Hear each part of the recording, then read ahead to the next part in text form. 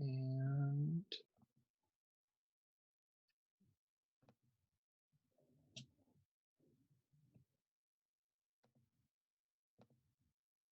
here we go.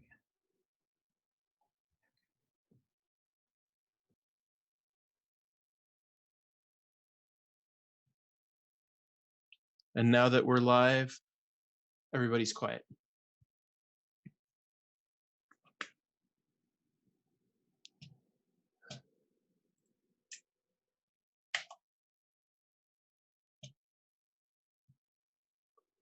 It's raining. How nice. Well, it's raining at my house. Beautiful.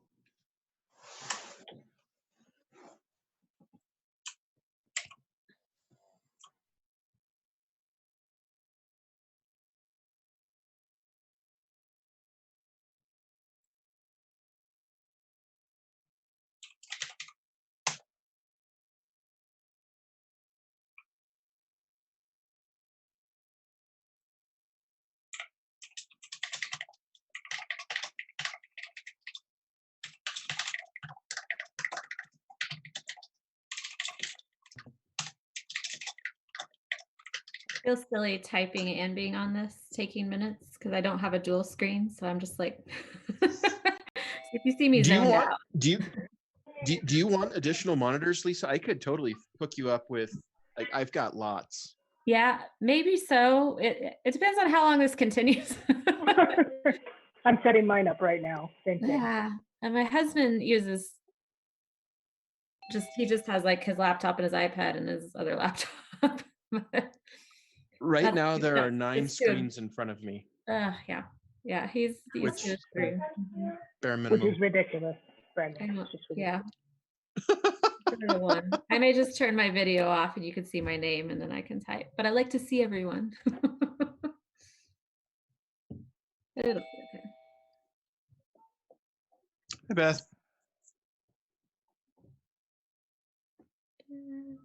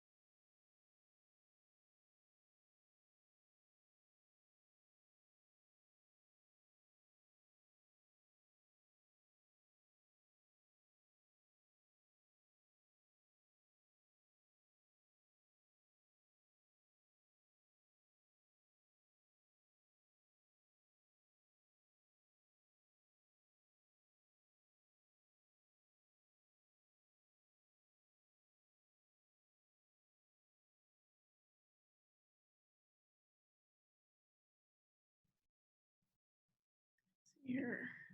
There we go. I got kicked out, and for a while it wouldn't let me rejoin because it said you had another meeting going. Yeah, I realized I sent, I guess I didn't know if it got to you guys, and so, hold on, Christina's calling me. Hey. Yeah, Lisa joined in now. It was a my end, so can you try to click in again, and I think you'll be able to come right in. There you go, thanks.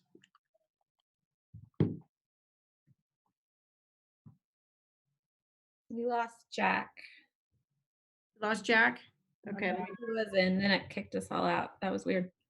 No, that was on my end. It Oh. had 2 meetings scheduled at the same time with 2 different numbers. This is the one that's posted on the website, this number. So this is the right one, but I had to end the other one, and I think Got it. kicked it out. So Got it.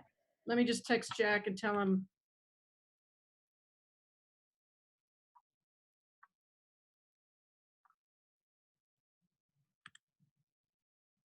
Okay.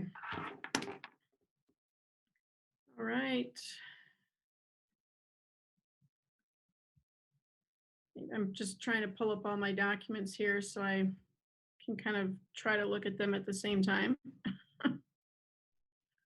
Okay. Let's see if Jack answers a minute and logs in. Give him a second. There he is. There he is. 1, 2, 3, 4, 5, 6, 7, 8, 9. Yes. Okay. I had to do like a little counting, like when we're on field trips, and making sure I have everybody in here. All right. Lisa, we'll do the same as we've done before? Sure. So present we have Brandon Smith, Amanda Boyer, Aaron Woolard, Lisa Myers, Christina Grant, Jack Llewellyn, Beth McDonald, Carmen Center, and Brittany Horstman. And then that's the order I have it typed in for if we have any votes. That's the roll call I'll use. Thank you. All right. Does everybody feel okay if we skip the mission statement, that we just call attention to it, but it's kind of hard to do that over Zoom? Okay, awesome. All right, we'll just keep that in the forefront of our mind. Community comments. Has anybody gotten any comments that parents have asked us to raise to the board's attention during community comments? Okay, hearing no comments there, we'll go right on to Brian's principal report. Hello. I'm just gonna kind of go over the outline that I sent. I think the big thing that we're looking at now is just trying to keep up with all the changes. Safer at home starts next week, I guess, according to Governor Polis. So right now, schools obviously were pushed to close to the end of the year. Jeffco did that a while ago. To some district, that's new news. But what we don't know is how to kind of wrap up the end of the year. How do we safely pass student property back and also get our Chromebooks back? And so, and roundtable today, we were discussing these kinds of items, but what really makes sense right now is to listen to the experts. Obviously, we have our ear to the ground through Jeffco. All our advice sources. I mean, our attorney Brittany runs a lot of things through our attorney. Our partnership with Children's Hospital, that's been a big help. So Christine funnels that information to me. So it's just a mass amount of information on how we're running things right now, and it's changing all the time, as you know. So with that in mind, we're still running a school, so isn't that a good thing? Every Monday, I Zoom with the staff. I don't do whole staff meetings on Zoom. It'd just be me staring at 65 people and them staring at me. It's really just, we can't get to the essence of what we need to do.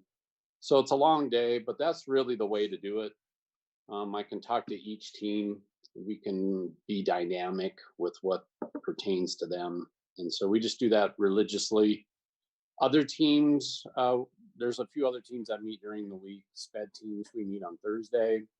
Homeschool, we meet on Fridays. And so we spread things around that fit with their schedules as well. So that's how we're maintaining contact. And Beth's been amazing. She's such a go between me and the staff, and just being on instant issues. Whatever we have going on with either a parent concern, things like that, we try to address within 24 to 48 hours as quick as we can. And so with that in mind, one of the things that in the remote learning world, we focus ourselves through what I call the 3 C's. And I think this is something that I'll try to share at some point here with the community at large. The first C, and I started to write about these, I just haven't sent them out to parents yet, is connections. Every meeting that we have, we talk about how are we doing connections. Connections are whole group, small group, one-on-one, picking up the phone and calling, emails, individual Zooms. So there's tons of formats, and we're trying to hit a balance with that. Probably that first week we pushed out, we were kind of in one area of connection, and now we're much deeper. And then when you start to layer on specialty teachers like Reed at Kristen, and then you got SPED team, and then I have my interventionists and all those people. A lot of connections are happening, which is good. Sometimes it's too much, and that's why we have to take a look at it. The second thing is creativity. What's our level of creativity? I expect every week we improve our practice. We push it a little bit farther. And that means, not everything has to be tech driven. I love what Miss Judy did. She had kids build tents and do all kinds of other projects. And that's the question at hand, is really, how can we adapt Montessori to this environment, and maybe actually in some ways step back from the tech. We relied so heavily on tech in the beginning. So now we're trying to readjust. What does that look like going forward? The third C is capacity.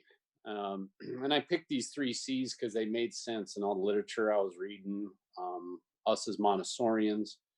What's the capacity of the family, and what's our capacity? Some of our staff have children at home. Kids run around in the background. They're trying to be a parent. Same with the parents that are, part of our community. They're trying to balance a life. So some families want more. I get emails saying, give us more. But then I get emails in large capital letters that say too much, or this is just overwhelming, and so every family has a capacity. Every teacher has a capacity to push out a certain amount as well. So it's these kinds of lenses that we're using to balance this remote learning. And it makes sense for us. And so every meeting, it's a standing item on the agenda. I use that focus with the roundtable as well tonight. Just what's our capacity to act? What needs to be pushed off our table? How are we making connections with each other? How are we supporting each other? And then how creative can we be in this environment going forward? So I think it's been a fantastic thing. And that's kind of how we're running our remote learning. We're every week we're just building it a little bit more. And what I don't think, and what I'd like to address to parents is, and I would like to do a joint town hall with the board here. I think we need to address our community with a question and answer format. Is we had 72 hours. That's how we started remote learning as a Montessori school. That Friday to Monday was our learning curve. And ever since, we've been dialing it and changing it. DPS had 3 weeks. They got to sit back and wait till April 7th to launch their stuff. Aurora, Littleton Public Schools, all of them got to watch us in Douglas County struggle through this. And we made a lot of mistakes. And thank God we made the mistakes. That's just how we learn. So I think our community needs to understand that we responded quick, and there's a lot of questions, and I think I'd like to address those with parents as well. It's just unfeasible with email. You know, when you get 100 emails, that's a day's worth of work. So I'm thinking retooling some of these things. Professional development. So we have a partnership with National Center of Montessori in the public sector. So that was that contract that we looked at in the fall. We rolled that out. You guys approved our work with NCMPS and Seth Webb. Well, we had some residual funds left over because obviously we got a disruption in our professional development. And so we took some of the money from coaching that we weren't going to use. And we created, Seth's going to work with the staff on Monday, April 27th, 3 different sessions starting at 1, 2, and 3. That's always when I have primary, lower, and the upper team. So we're going to roll 3 live sessions with Seth, and we're going to really talk about remote learning in Montessori. Kind of going back to some principles of things, kind of getting our hands around how are we doing? How does this feel as a Montessorian in this environment? And he's so good. He's so professional. So I kind of pushed out that information to the staff on Monday. Any other members of the staff that are not on those teams, they're welcome to pick a session and join. They're all the same, but slightly tailored to the age group. And then we're also going to offer a parent night on the 28th with Seth. So starting at 7 o'clock. And where is that? Let's see here. Again, his conversation is around being a Montessori family in a remote world.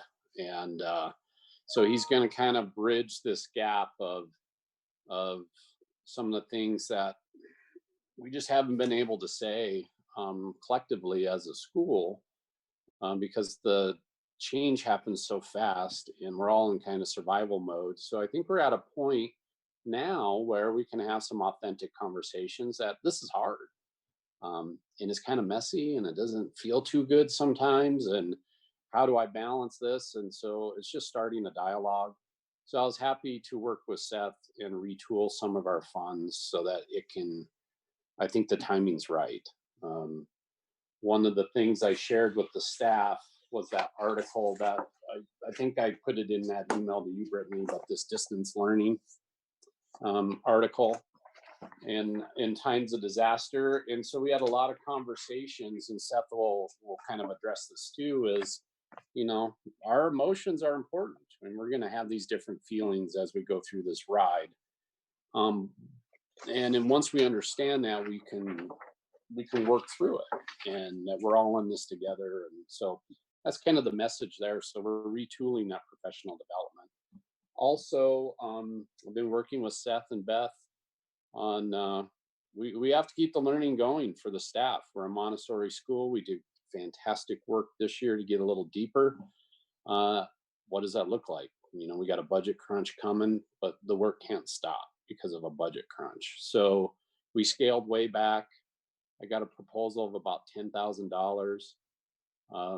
Some of that can be covered by our PTA because, they fund part of our professional development. It's a pretty nominal amount when you consider our operational budget as a school, but it'll yield incredible results. And so I'll pass that proposal on to Brittany. It just came in like 2 hours ago. It's been about a month and a half of rewriting, reworking, because I needed a partner, especially a Montessori partner, that can address us in either platform.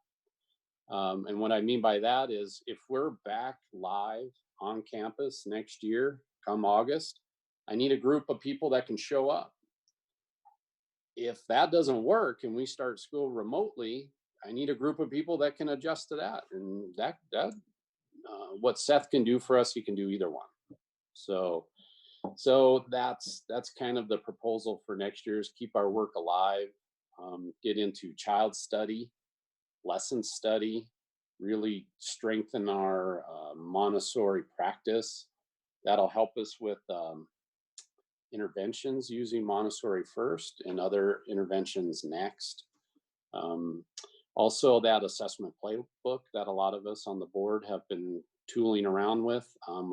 We figured out a way to launch that next year through a study group. And then, since the roundtable's been so good at disseminating information and pushing it out, we'll train a certain group of folks who will train the other people on staff. So we don't have to rely on expensive trainers to come in and do that work if we can train a small group of people and they can push it out.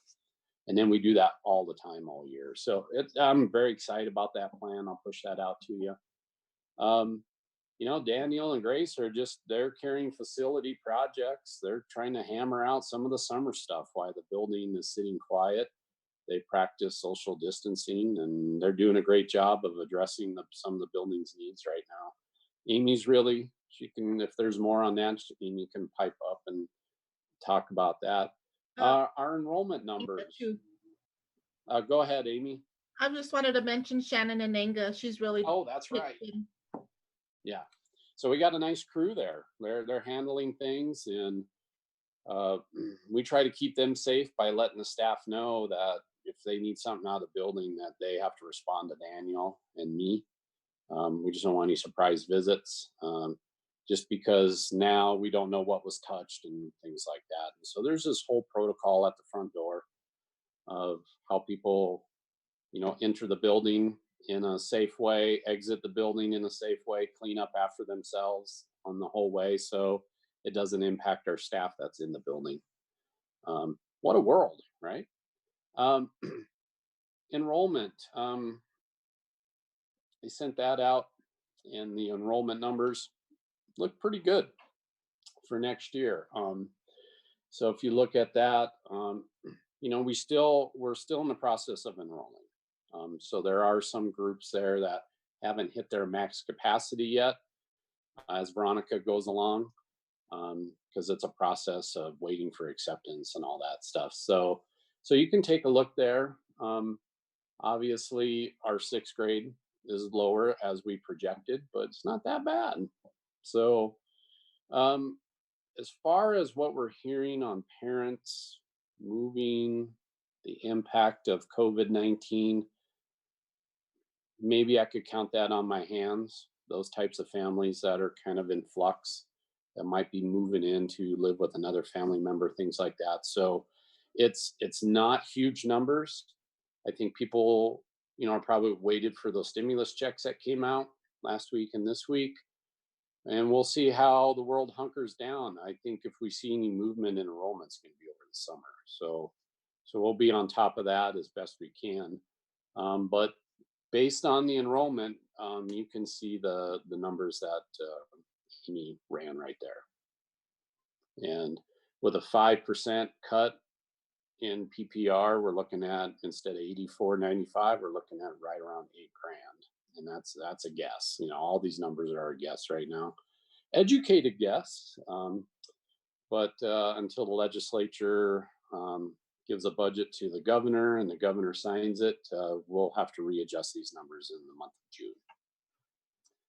June. Next up, any questions on that? I'm charging along. I'm sorry. I should probably stop and see if anybody has any questions.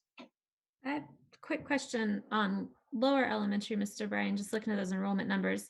It looked like 32 per, am I reading that correct? 32 per class projected? I know that's maybe a little bit higher than we've had in the past.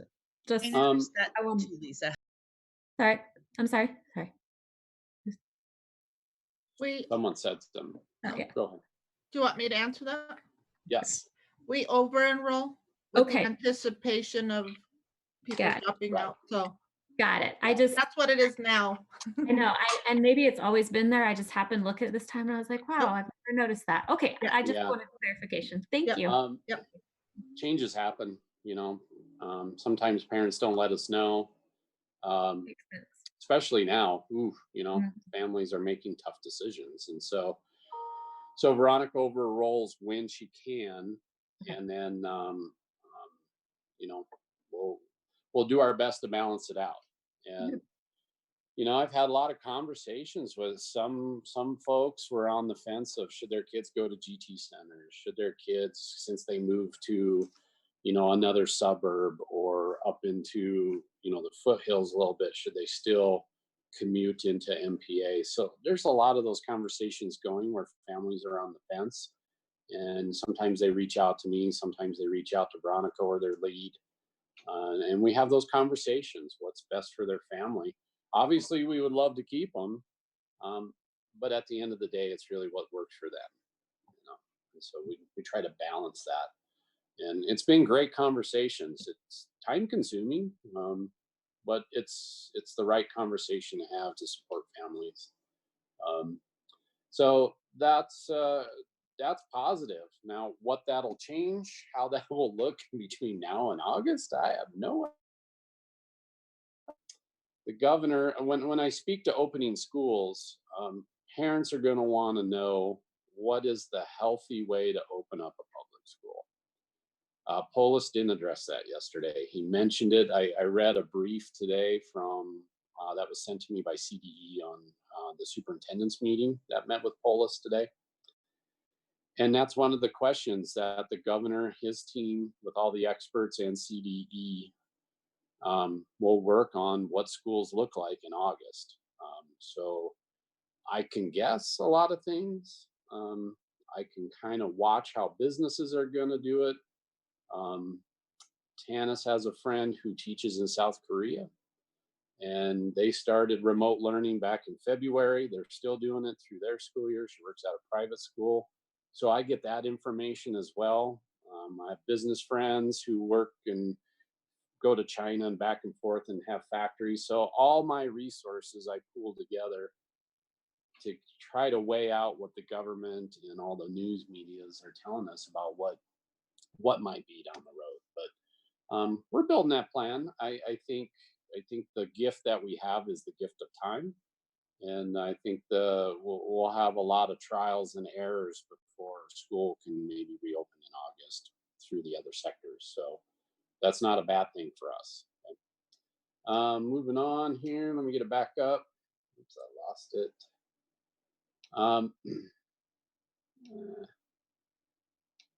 Sorry, I closed it by accident. There we go. Budget update. That slideshow I sent out, Brittany forwarded. I believe you forwarded that on, right, Brittany? I think I sent out. Yes. I ran that. I gave all the staff these numbers. I worked on it over the weekend. Amy worked on her financial stuff over the weekend. I've had to kind of readjust some of our numbers. You probably have seen in some of the financial documents that our 5% projection, I originally told the staff probably be around 150. That is not correct. That's going to be closer to 240 maybe. So, but the point of me talking to the staff and going through the slideshow is we got to start talking about it now. We have to be as transparent as we can. We understand it is coming. And I like to use the analogy. We're going to fill this financial hole with rocks, gravel, and sand. And that's a lot of how we've been talking. What's a big rock? That could be what the board decides with the reserve, right? What's gravel? What's that kind of medium expense? And then what's sand? Those energy saving modes, less copy paper next year, maybe put a freeze on materials and supplies. They're all drops in the bucket. It all helps to fill that hole. But I just wanted a real working understanding of how I see the world and what we can do about it. And I think the more we talk about it, the less people will fear. The less people can, angst over this and understand that people are working on it. The board, it's got big decisions, obviously, but Amy and I went through this back, 10 years ago, and we have some skills and some knowledge that can help out. And I think that's helped people, and that our goal is to protect the student experience. I said that in there, and our people. We're a charter. We have specialized people, and we really need to protect that resource. And we want students to feel like, wow, this is a Montessori school that I understand. We don't want to do anything that would jeopardize us being a Montessori feel and experience. So I got good feedback. Of course, it's not an easy conversation for staff to hear that their paychecks are gonna have a hit, and life is gonna look a little different when it comes to funding. We all know Tabor puts us slow to recover. Businesses will recover way before government recovers. So I explained that again, and I think the little graphic I put in that with how the ratchet effect works in Tabor kind of helps people understand why it took us 10 years not to recover to full funding that went away back in 2009. So not easy news, but they responded well. And taking the time, I listened to, Dr. Glass, our district, JCSC, and I started just pulling resources to help us kind of start going in that direction. Amy's a wealth of knowledge, so those are the resources that we use. April work, pretty self-explanatory there. I mean, obviously, I had to tell the staff we have to put a hold on contracts right now. The sands are shifting so fast, and they understand that I would hate to hand them out a contract and I have to retract it. So they're being patient with us, and we celebrate all the time. Anything that we can do. Yearbook, for example, they want to do. We missed a cutoff to talk about remote learning in the yearbook, but we're working on a plan to help that. We're also the last week of school, that May 18th week. We're trying to come up with all the different celebrations we can do virtually. I've challenged the staff like, hey, Miss Judy, how could we do field day, but virtually? Miss Megan, how could we do art show virtually? Have you seen Mr. Tyler's videos? Incredible. So maybe we could do a pep assembly or end of year assembly.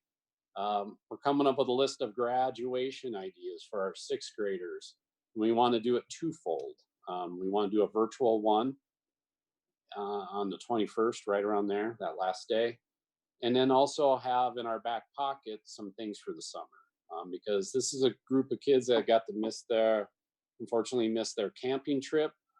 I remember that. A sixth grade camping trip I was already, and then I had the chicken pox for 6 weeks. So I was one of those kids that never got their sixth grade camping trip. And so I can understand. They're kind of bummed. And so Mr. Todd had some great ideas, and we're working on some things. Obviously, it's all centered around the best health practices of how we can do that over the summer. But we're going to have multiple things to hopefully put out to those families and students that helps with that. It's not a replacement, but it helps.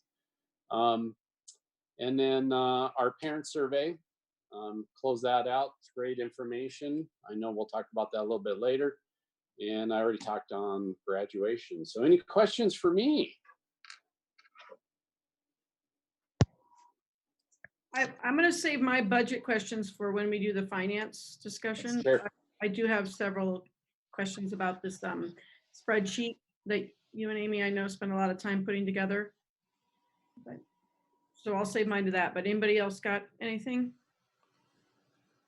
One quick thing from me, which is it sounds like there's a lot of virtual MPA town hall stuff with Seth from the Center for MPA in the public sector and public and all that. And so I just want to make sure that I have a full list of all the live streams that we want to do. If you want me to run them, Okay. I'm more than happy to. Well, the one I have right now is at 7 p.m. next Tuesday, but I think it's up for discussion if the board wants to co-sponsor a town hall with me. I just think as a school, we need to have a way for parents to send us questions, and then we could field those questions through a town hall. You know, it's a little unruly to have hundreds of people try to chime in on a Zoom, so you kind of have to do it through a question and answer and chat format. But it's something that if the board wants to jump in with me, it doesn't mean we have to do it next week. We can do it the following week. But we're running out of school year here, and I just feel parents need to hear, at least from me, in some context in a live format. I had Sure. reached out to Lisa when Brian sent this over in his memo. I'd reached out to Lisa because we had planned a community meeting before this all happened, which we do, our bylaws ask us to have. And so we can't obviously have that anymore, but this was going to be around the same time that we were going to have our community meeting anyway. And so what is everybody's thoughts on joining before Seth, before the 7 o'clock start, maybe the 6:30, or just a few minutes before or something, and having, 30 minutes to do. And I don't know what format you're thinking of, Brian, with regards to the town hall. Is that part of Seth's thing, or is that going to be separate? It'll be separate, but we could do the same Zoom link where maybe we started it and then I would just hand it off to Seth. And he's got his whole thing set up. I mean, Beth and I will be joining that part with Seth so that we can answer any kind of questions that might come up through the chat feature. Kind of like how you ran the meeting, Brittany, the other night with JCSC, not quite as dynamic in the dialogue back and forth, but we can push out question and answers. It really depends on how many people jump on. If we only get 20, 30 people jumping on, we can have a more dynamic conversation. If you get 200 people jumping on, it doesn't really work. And So just to speak to that. Right. I think if we give prior notice, I can collect questions from parents. I can just have them, hey, shoot us your best questions, and we start with that information first. Brandon, what do you got? Well, I was just going to say that YouTube has a chat feature that's attached to the live stream. So I monitor that as part of live streaming. Right now, we have 8 people watching the live stream for this board meeting. So, That's awesome. that number's going up, which is great. But people are getting seriously bored. That's really bad, Jack. So anyway, that's one avenue through which questions come in, and I can moderate in whenever a question comes out. I can provide the next question. Perfect. And so I think that I would like to support that.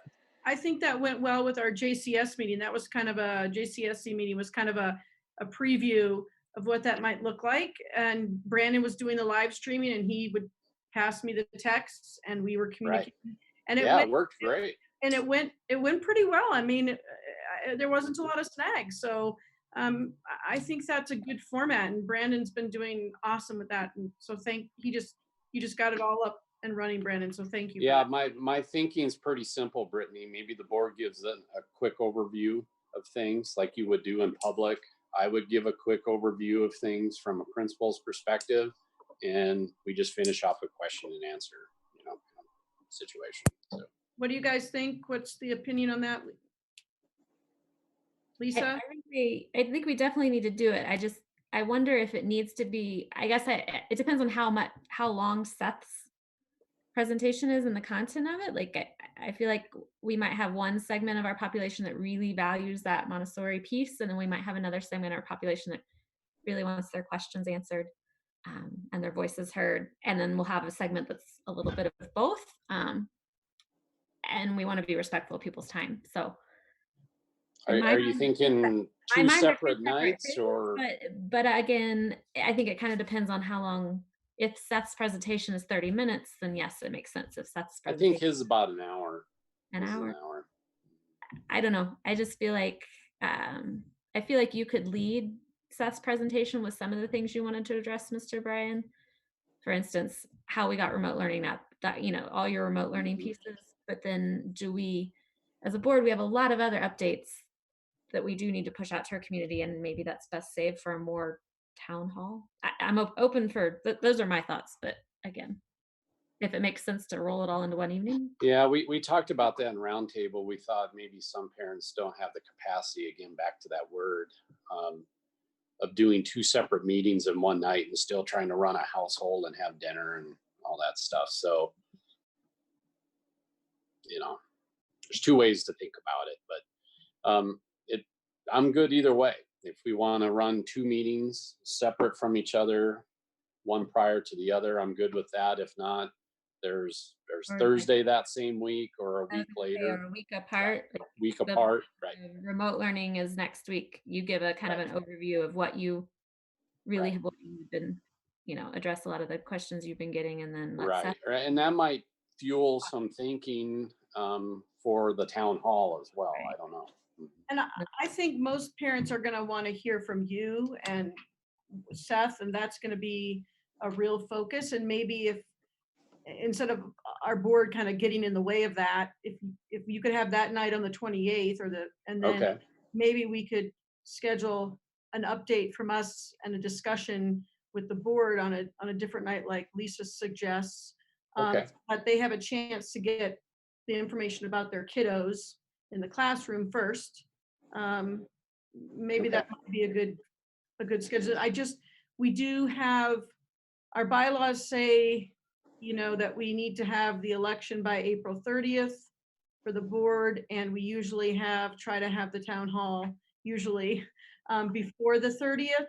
And so the 28th is that night. Maybe the 30th is the night. Maybe we do it on the 30th, but maybe we can discuss the date more when we hear from Christina about an election update and see if we can. Okay. What do you, does everyone think that that's like a first 2 separate nights? Is everybody thumbs up with that? Okay, thumbs up with that. Okay, and we'll talk about the date when we get more towards the election. Okay, awesome.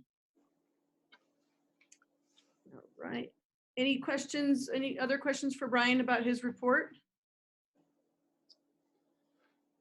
No? Thank you. Sure. You've been working Thank you. hard. It's clear. It's very clear that you're working hard. Thank you. The staff is working hard and students are working hard. It's great. For what it is, we're doing pretty good. I've had, you know, people email me or whatever, and just really appreciative. I've seen all the amazing comments on Facebook that parents are submitting in support of the teachers and the staff, and other parents supporting each other. So I think that's a testament to our community and to your leadership, Brian, that people are able to have that positive view and support each other. So thank you. Beth? I was just wondering where you found that fabulous article that you included in the information that you sent. Actually, Beth Anderson got that from one of her coaching sessions. I don't know who pushed it to her, but as soon as I read it, I'm like, this is so timely, because since we at MPA started remote learning so early, we hit the honeymoon period faster than other districts and other schools. And then it was good timing, because last week was our biggest week of people feeling the grind, parents feeling the grind, students, you know, so it was a struggle last week. I think we hit that disillusionment stage, you know, but then you bounce back. And that's why we're talking about offering things that people can look forward to. That's why Seth's part is so timely. That's why for the staff, we're going to switch up. Instead of doing meetings, they get to do a PD session. So with that in mind, this knowledge, we gotta start pointing the path to other things. Otherwise, we're just gonna ping pong ball all around. And so we got to get things on the calendar. We got to get some excitement, some enthusiasm. And so that article helped us plan a lot of what we're going to be doing forward. So yeah. Okay. Well, thanks for sharing. It was great. right, let's see here. Oh, I might have just closed my agenda accidentally. Sorry. Give me a second to pull it up here.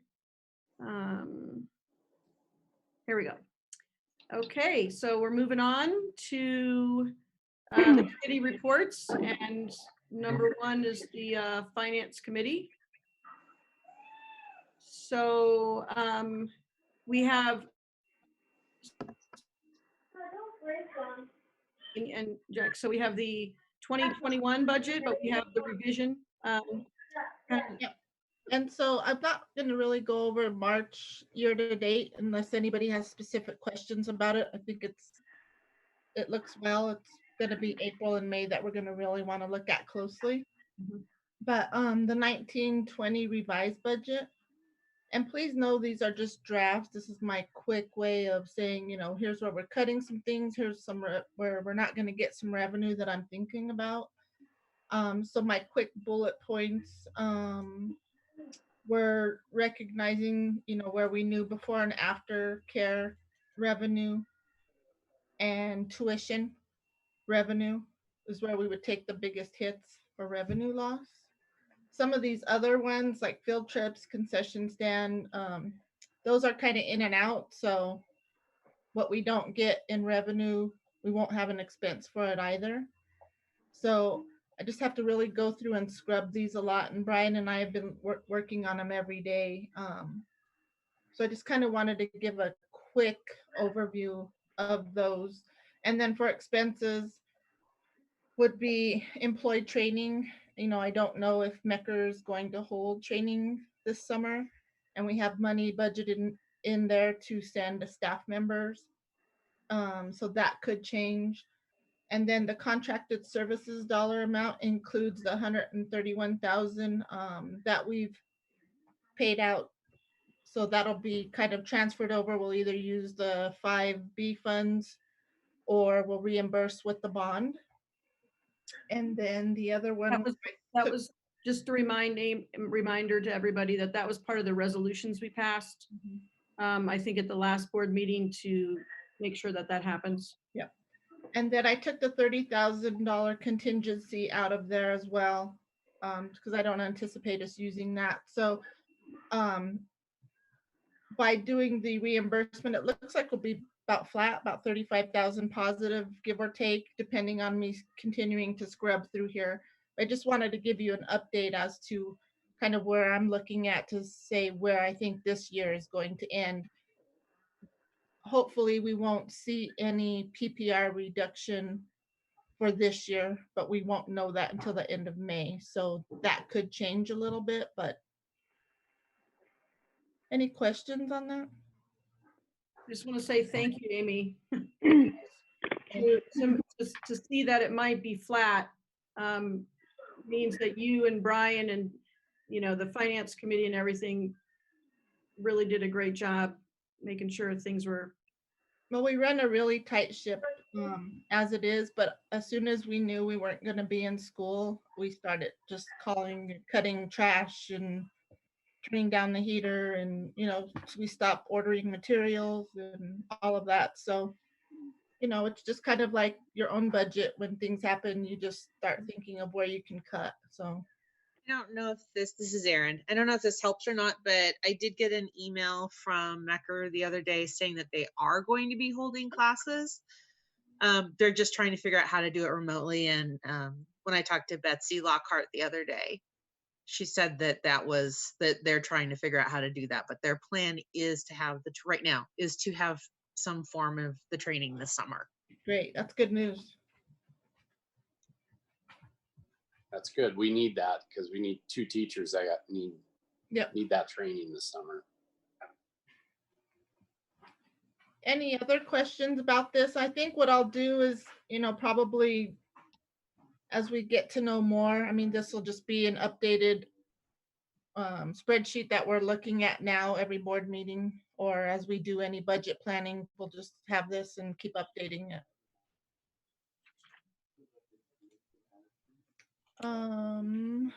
Do you want to go then to the 2020? That would be nice if we could kind of dive into that. I think. So took this format from the Charter School Institute, and I really it's just a real quick and dirty on what I thought, what revenue I thought would be impacted by any cuts, and what expenses I thought would be. And I really didn't go through the expenses a whole heck of a lot, but so it's just a starting point so we could see like what we think some of that loss would be. Kind of gives us a good talking point as to how much we would have to cut if we need to cut, or if we're going to go into reserves, how much we would need to go into reserves. And then I got an email today from the district saying that by June 30th, they want us to resubmit a 2021 budget with a 5% reduction and a 10% reduction that's been approved by the board. So just FYI that we're going to have to submit something that looks like this to them. Mhm. So I just pretty much went with all the state revenue. That's where you're seeing the reductions, and then there's the 3% column, the 5% column, and the 10% column. Can I ask a question? Can I ask a question about the 5A funds? Yeah. There was a question, Brian and Amy, about whether that was going to be affected or whether that was locked in because the voters voted on that and it's not subject to, reduction PPR. Do we have an answer to that yet, or do we know? I didn't hear at GCSC, it didn't come up. I don't know, but I bet we'll know in the next week or two. Because am I reading this right about on this chart here? It says when it looks about the mill levy, the 5A funding, there's a reduction. Yeah. Okay, so if it's constant, then that would be something that's an example of something that's going to fluctuate. We can take that out, right? Yeah, we can take that out. But I think since it's a mill levy override, 5A funds, unless people don't pay their property taxes, that amount should remain fairly unaffected. Okay. So that might have a bump in it just because of people's inability to pay. But since it's a mill levy override, I would assume most of those funds would be there. Which would be great. Mhm. Because we use those funds. Right. Well, and the reason I ask is because we had this plan, and this was going to be going into our, another year of that 3-year plan. But if we had dedicated 100% of those funds to the staff pay, Right. that if that could be, used to keep their pay the same instead of reducing, that would be right. And I talked to the staff about that. That's to keep our base. Mm-hmm. Yeah. And so that was kind of Dr. Gary's design is fill the base, be competitive. And that's why back into my slideshow, we talk about pay reductions, furlough days, things like that. Different options allow that base to stay the base. Once you start losing the base, it's hard for teachers to ever recover going into the future, because now you got to make these huge pay jumps. Yeah. So we want to protect the base is my advice. Okay. And that I hadn't talked about it as the base and stuff, but that's a good way. Right. Right. In my mind is a better way to think about it. Yeah, because we were also, when we brainstorming, we're talking about, when we did the assistant salaries, we gave some of them that experience award, but we always said that might not always be there. So just looking at that also, and could that possibly be a reduction too? So we're not taking away, but just something to talk about. Yeah. Mm-hmm. And then when we met at the JCSC meeting, there was discussion about federal funding and how that would flow to the districts and then the districts could decide how to disperse it. Yep. That's not included in this, or that is, because I know that's separate from the 5%. That's PPR is separate from that, right? Right. Yeah. Right. Okay. So that's another unknown right now, how that money will flow. Yep. And how it will be distributed amongst charter schools. Yeah, because I was surprised by Tom's reaction when he was like, well, we generally just put it to Title I schools. So I Mhm. know that will be a battle. Yeah. Yeah. And we can talk more about that maybe in the JCSC update, but yeah, absolutely. There was a lot of discussion about who gets what or how things are going to be divided. And I think that's going to be a larger conversation as we go over the next 2 months. Right. And it's going to be a nominal amount. And when you look at statewide, what they're talking like 41 million or something like that. I mean, Mhm. you spread that across 176 districts, there's nothing left. So, Yeah, it was like 120 to 170 per pupil, I think. right. Yeah. I mean, everything helps. I'm not discounting it, but that's going to be a turf war, as Brittany said. Yeah. So like, I mean, if you think about it in dollars, if you think a 5% reduction is like $400 per student, and now you're getting 100 maybe back, that's a 25%. That's, Mhm. it's not 400 back, but at least it's not 1% back. So it can be somewhat helpful. Okay. Anybody else have, I had a list of questions here, but I think you guys covered a lot of it, but what does everyone else got questions on this? Just on understanding it, and maybe then we can talk about the bigger questions.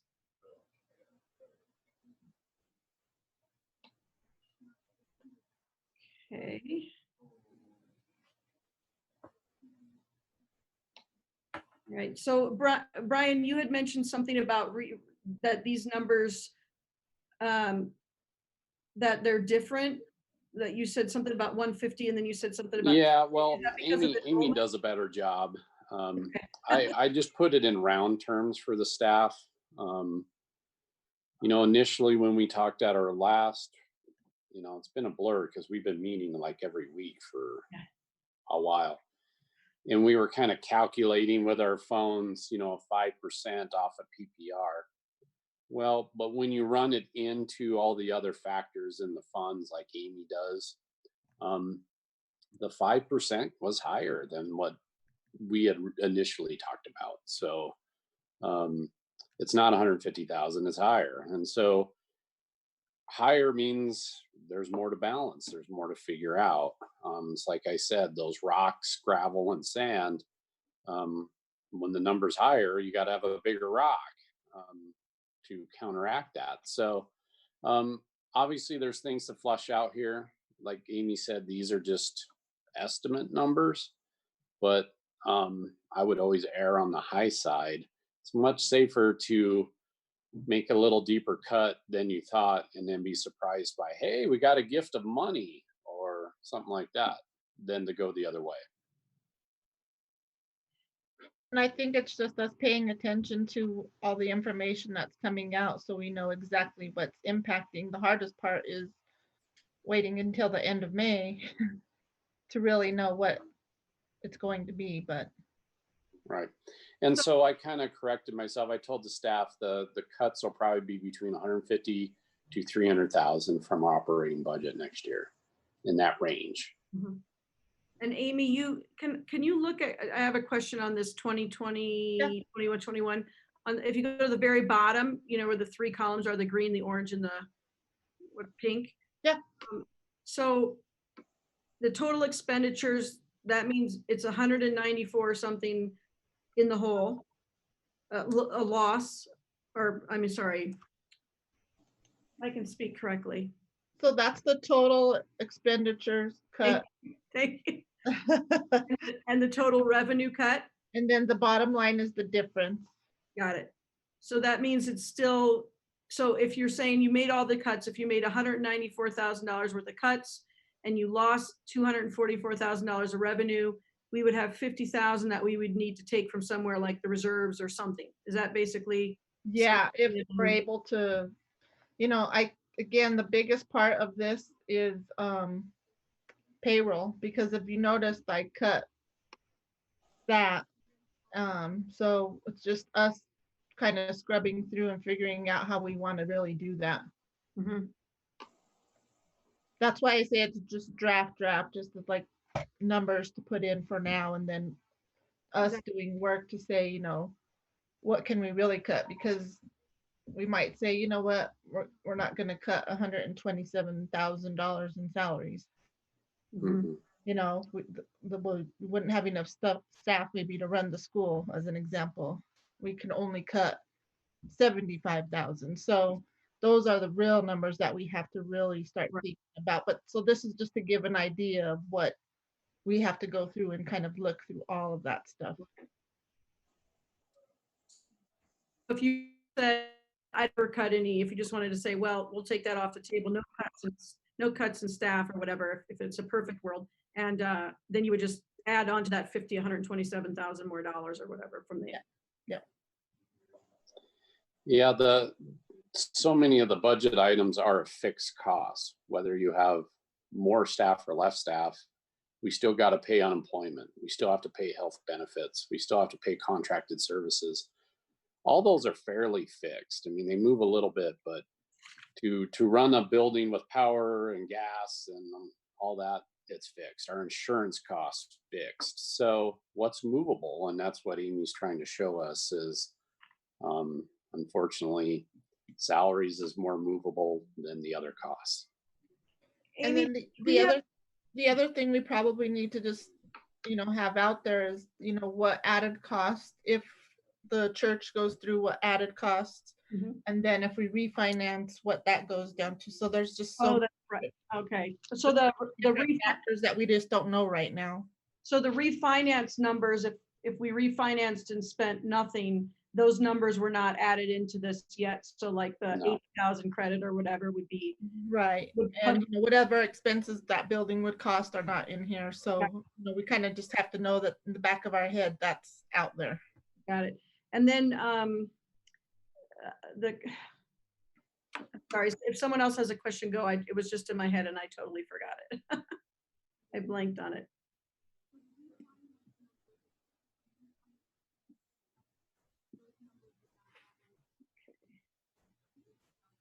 Oh, do we use Pinnacle? Yes. Okay, because I know at the JCS meeting there was some. We already do all of that. Okay, all of the recommendations that maybe for the And I even started tracking the payroll separately. So those people who are not working, you have to keep separate so that we can show those records. So we're good. She's good, I'm telling you. I know. And I know you're working because I know you've texted me on Saturday and Sunday. So I know all of you are. That's the thing about working from home. It like all goes, there's nothing else to do. There's no separation. There's no line. Yeah, it's all blurs. Yep. And then these are the things that stick in my head at like 3 a.m. is like, just get up and do it because you're not sleeping anyway. So true. Okay, what about, so does anybody have any questions about those numbers? Or I know they're changing every week, but I would say that these are pretty reflective of what the JCSE meeting, when we talked to the district, we talked to CDE, we were able to talk to CLCS, and I think these scenarios are pretty consistent with what they were saying, possible, likely, and they did say, I just want to put out with regards to this budget, they did say maybe the first cut won't be as bad as the second year because of an election year, and probably the cut for the first to PPR will first maybe be a smaller somewhat percentage and then a bigger one in the second year. Just as an FYI on that. Yeah. We don't know the level that we're going to fall to in funding with Tabor. So is that the level this year? Is that the level next year? But I say we balance that with strong measures this year so we don't have to feel so drastic next year. So I guess my question is, this is a time sensitive issue. We've been calculating what furlough days cost. It's about 13,500, so $1,500 per furlough day. Jeffco's looking at doing 2 or 3 of those next year, staff, district wide. That doesn't include us, we're separate. So if we do furlough days, that's on our own accord. And, but that's a cost saving measure. We can look at pay reductions. We can look at layoffs or cuts. But whatever we do, we have to do it here pretty quick because it affects how we roll out contracts, and it affects how, if any staff needs to have the bad news, that we need to be due diligent and give them a heads up in the work market. So this is all time sensitive things, and I don't know if the finance committee needs to do a working session with Amy and I, or we do this as a board, but we got to run some scenarios here.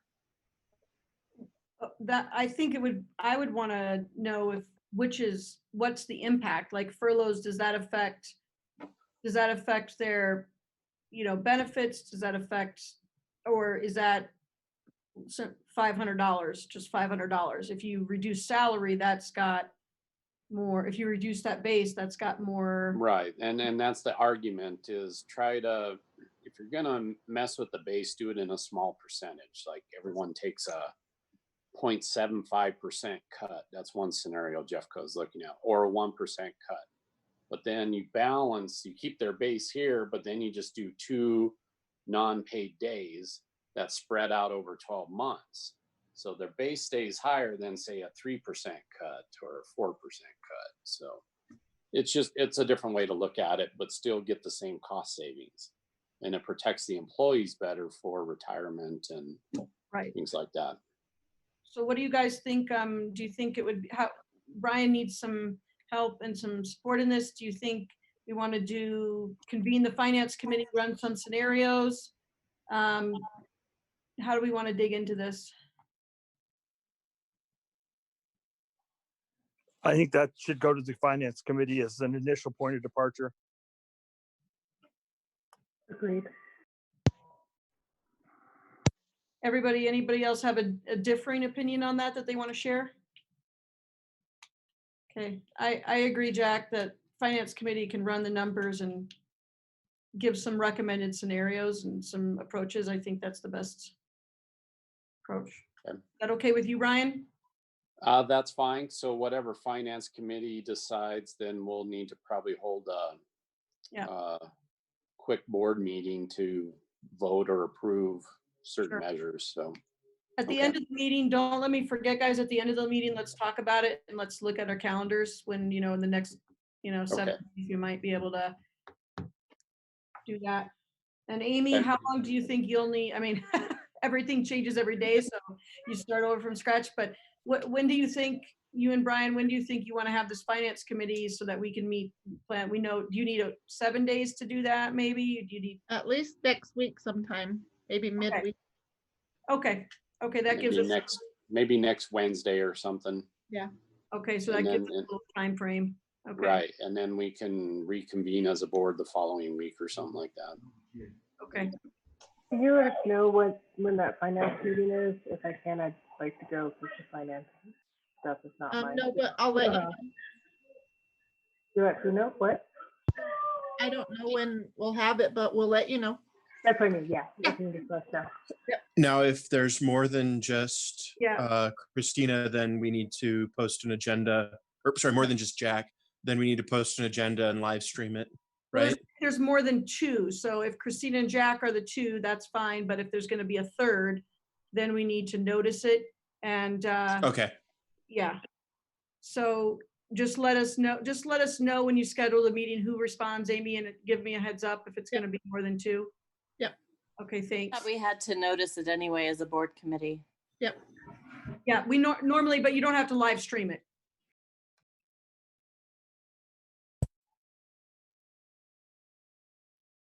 Let's see here. The next thing on the agenda is accountability. Are you sure we wouldn't have to live stream that? It seems like the finance committee would be one that needs to be more open. Well, right. We would technically, we have to notice it within 24 hours, just like we do a board meeting. And I guess because of the circumstances, you're right, Amanda, thank you. Under the circumstances, because nobody can physically go, Right. For it to be public, yeah, we should do that.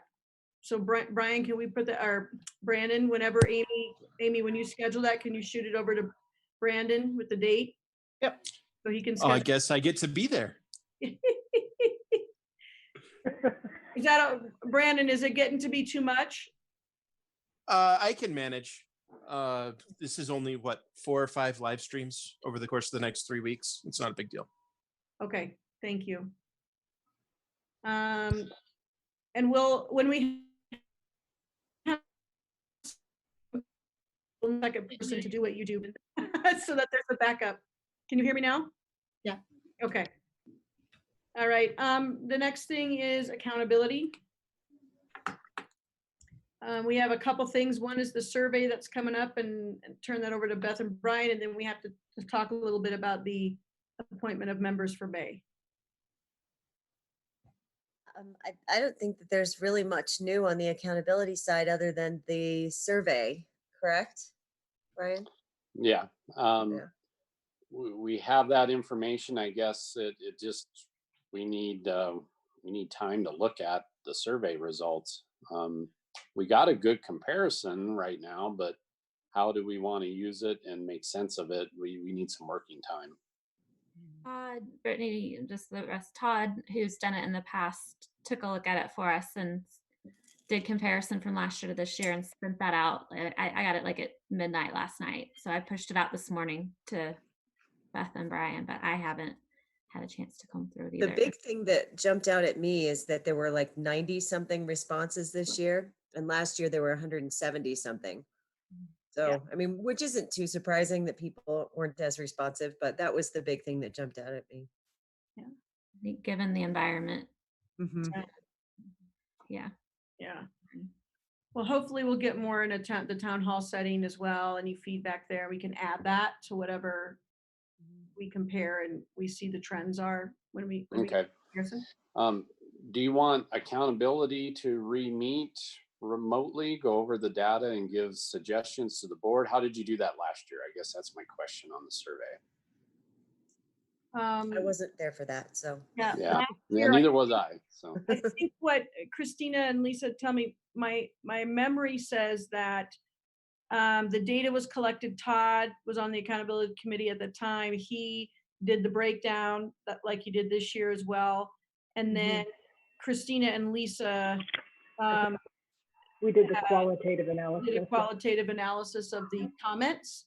And then the data, the numbers, quantitative, now that was, Todd just has that and you can easily see right. 6% Right. up, 6% down. Lisa? We shared that data, just the data, not the comments. Yeah. The hard data. We shared that with the community at the community meeting last year. That was a Dr. Gary, and Dr. Gary kind of led that charge in pushing that data out. It came more from him. But then we as a board just reviewed the comments. I mean, we have that raw data that can be shared if we do a town hall. I'm happy to do that. I was just wondering if you wanted a little deeper probe with the accountability, or just next meeting we can look at that data. Well, with our bylaws, we got to have something in May anyway. So maybe, I don't know, Beth, what do you think the capacity is, using the C word here, the capacity for the accountability committee, the people that are on that, to set a meeting? I can set up a Zoom. That doesn't need to be recorded or live streamed or anything. So I could send out just a feeler email to the group and see if anyone is receptive to it. Okay. What does everyone think? Thumbs up, everybody? Okay, sorry. Some people I don't have video, so unless they speak up, I can't tell. Okay, and then, okay, Amanda, thank you for thumbs up, the emoji. Also in May, under our bylaws, is the appointment of members to the accountability committee. So maybe a good question, if you can get that meeting going, is who's willing to stay on for the next year. there's a section of our bylaws, and there was a copy. Thanks, Lisa, for pushing that out. In that bylaw section, there's a list of, it needs 3 people that are parents, 1 person that's a staff. So it gives the ratio of who has to be on there. And maybe you can take a temperature of who's willing to continue on. Okay. And then if you, yeah, go ahead. I was thinking, would it be worth including a question in our board election? I think we talked about it at one point. I could add a question for those willing to serve on staff, and they could I could set it up as a write-in. They could write in their name. Is that something that would be maybe helpful, Beth, to get additional interested folks? Okay. Yeah. Great idea. And then also, Erin, she sent me this email a while ago, very responsibly, and then everything happened. So, but Erin has indicated that she's going to dive in more to the work, the leadership work at the school and on the roundtable. And so she wants to step back from the board work and give another staff member the opportunity to get on the board. That happens usually there's an all staff meeting in May at the end of the year, and then the staff members elect who they want to be serving on the board. And then the entire community elects the rest of the board members. So so next month would be Erin's last meeting. And I don't know, Erin, have you had any opportunity to see whether there's interest of anybody specific? I have not, and I'm glad. Thank you for bringing that up, because I didn't know, with being in the middle of all of the fun things we're doing right now, I feel bad throwing somebody into the middle of that. Would it be? It's totally up to you all, and I will go with whatever everybody thinks is best. Would it be better to wait until the beginning of next year and we know kind of more about what's going on to try to bring somebody new in, rather than sort of throwing them in the deep end with a rock tied on their ankle right now? I feel like, sorry, I feel like if we tell us how you really feel, Erin. No, I'm just kidding. That is how I would feel if I was the hold new that person. election in May anyway, that's kind of timely. And it just may be a more guided transition than past years. I don't know. I'm gonna do an all staff meeting on May 18th over Zoom. We can address that. I think with the roundtable and the leadership capacity we have as a school now, I think we could get another staff member to step up. I'm not too worried. Okay. Mr. Bryan, if it would help as well, I think you can run multiple elections using the electronic site. So if that would help to facilitate getting through an election process, we could do that. Okay, that'd be great. Yeah, it's a little bit more formal when electing the board staff member. It has to be kind of, elected just like we're all elected. So that would be, would you liaison with Christina on that, Brian, and Erin, if you have any feedback or anything, let us know, or let Christina know. Absolutely. And I can't break any goodies here because we're not meeting in person, but for your 2 years of hanging in there with us and sharing, thank you. Of course. Thank you.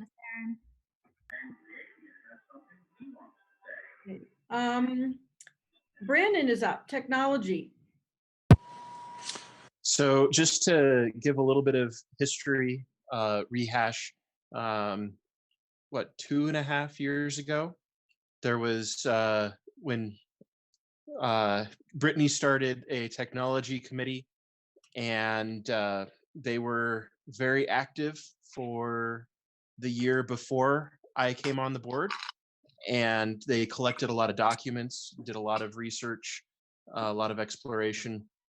And then because of all of the busyness of the last, year and a half, that fell by the wayside.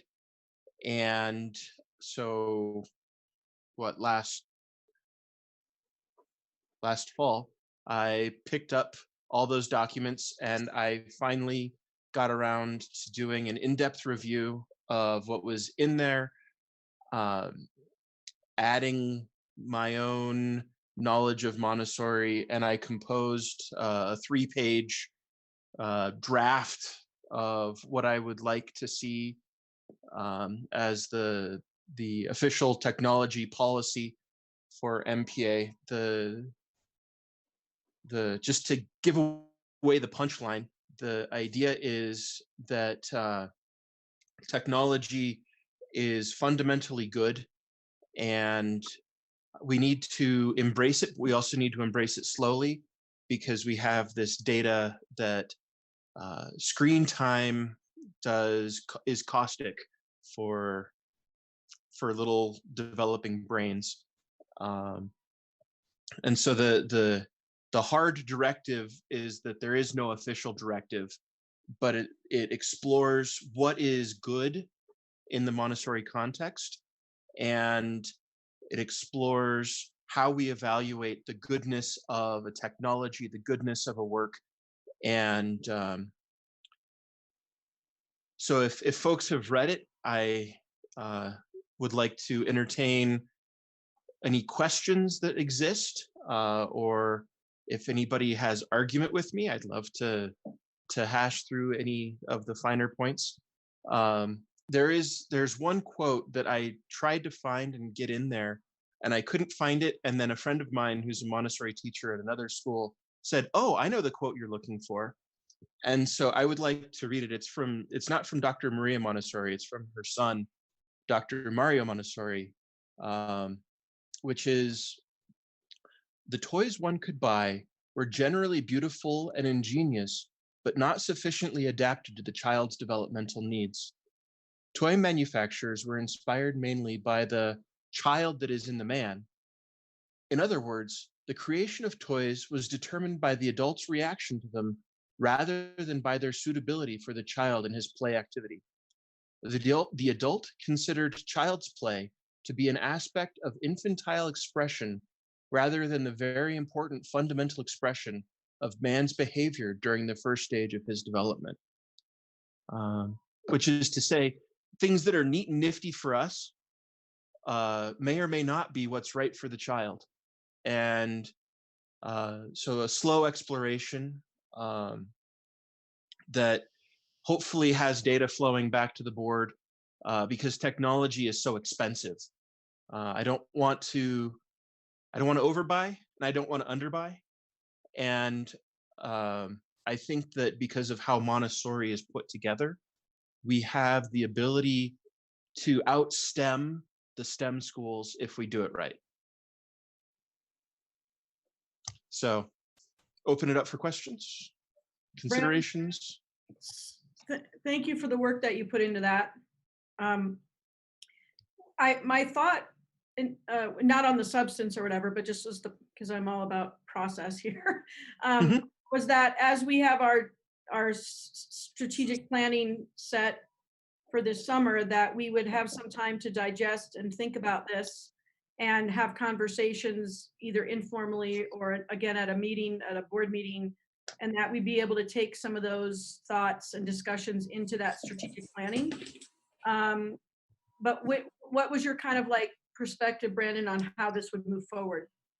I honestly don't know. I wanted to get everything consolidated. I wanted to have a dartboard that we could throw darts at to form what our vision was. And then once we have our vision, then we would make the decisions, again, with Mr. Bryan's leadership, to figure out how we want to move forward. So it's an open question. I don't have the answer. I would like to send the policy to the staff to get their sense of things, but I don't know what the right time is for that. Because they're busy right now, and it's very it's philosophical in the extreme. So, what's interesting, Brandon, is that if we give it some time over this this next 8 weeks or the summer, they might have a really good base of even more, a broader base of what they've seen that works and what they've seen that doesn't work, just in the tools that they're learning about and that they're compiling through this process. So maybe, I mean, a thought would be that we would allow that to work and then get a better, more quality information in over the summer when we meet. Maybe that would be a better time. Brian, what do you think? Aaron, what do you think? I agree. At least from what I've seen with my team, people who really didn't have any idea how they could use technology have discovered that it's a pretty good tool, and have really embraced some pieces of it. And I did want to ask Brandon, I haven't had a chance to read it yet, but are you thinking that we'll start the technology, I just lost the word I want, group up again, the committee? We can. I sent this, well, when I started this process, I sent an email out to everybody that was on the committee and got no responses. I sent the draft out to everyone that was on the committee and no responses. So I think functionally it's dead. So we would have to reconstitute it if we wanted to have a technology committee. Anybody else have some thoughts or proposals around moving forward? I like the idea of waiting to reconvene on it. I think we're going to learn a lot in the next few months here in what we're doing. But I also think it'll be interesting to see how Seth's work would inform it, and as well even Mecker, if they're looking at how to do Montessori training remotely. Hopefully that would be with, some interesting Montessori philosophy behind that might help inform some guidelines as well. Well, I think after this remote experiment, we'll have a lot to say about technology. So this is an interesting time. Right. Yeah. But the Montessori organizations have been, quietly or not so quietly trying to gather data on Montessori and technology and what does that mean, AMI, AMS, and CMPS. So it's like they had a whole social experiment that they didn't plan, but now they're getting it.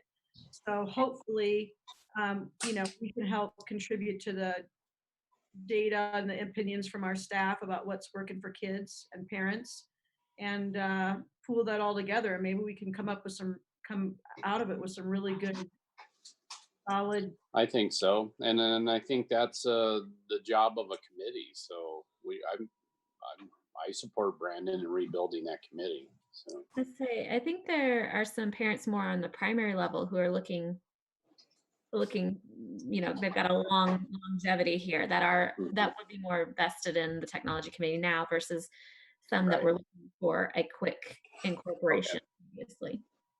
And I would definitely be interested in that and supporting that as well. Great.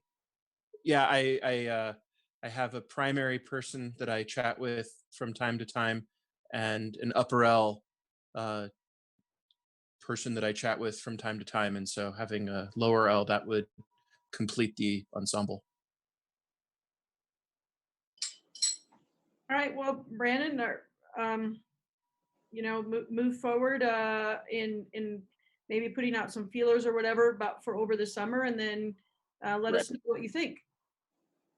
Okay. Awesome. Thanks. Awesome. And I don't think we need to formally create a committee. It's not. It's just an exploratory. If you have it, it's exploratory, so we don't need to formally put parameters on the authority or anything like that. If everyone's okay with that, just allowing it to be kind of an exploratory committee until we get further in the process. Sounds good. And Brittany, I will need to have some of your time when we're done with this meeting to chat through real quick what all I need to do as far as record keeping and So that, but we'll take that offline. Got it. Awesome. No problem. Happy to do that. Okay, moving on to number 6, which is discussion and vote to amend the bylaws. So I sent out both of these paragraphs were sent to our legal counsel to review. It's kind of a 2-option. And the only, there was a slight change in the last couple words of the first option, which is 3.1, section 3.1. And so if we're going to choose that way, maybe we can just into, upon the recommendation of the lawyer or whatever he recommends. But the first one is 3.1. That would allow us to have meetings like this within our discretion whenever we felt. So if something happened, doesn't have to be declared a disaster or a national emergency for us to do this. We'd be able to use some technology like electronic voting like we're using this year. The section 3.9 is just keeping it to a situation like this.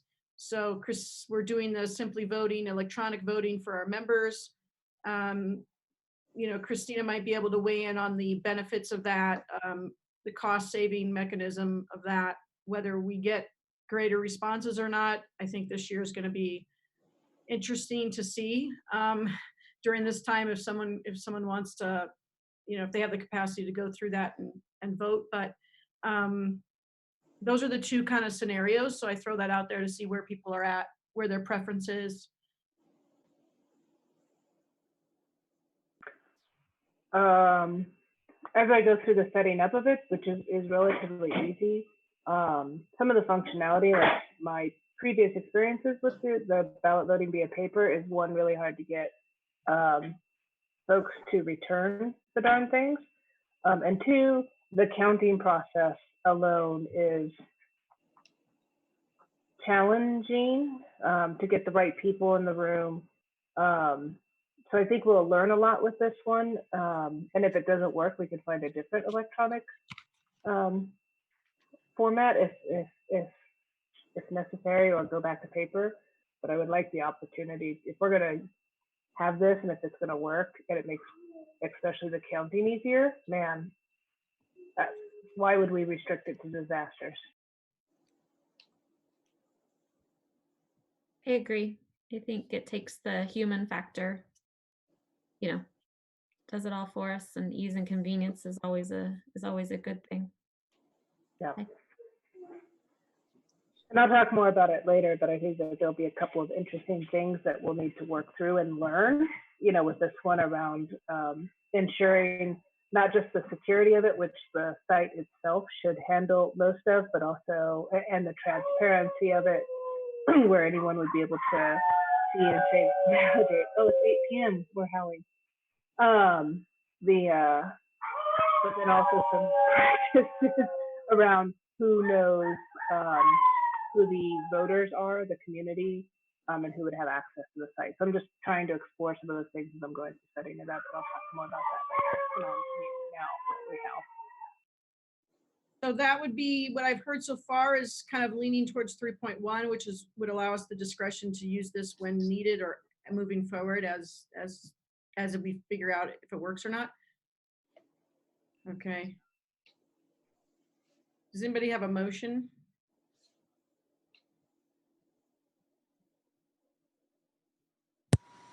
Go ahead, Christina. I was waiting for the howling to end.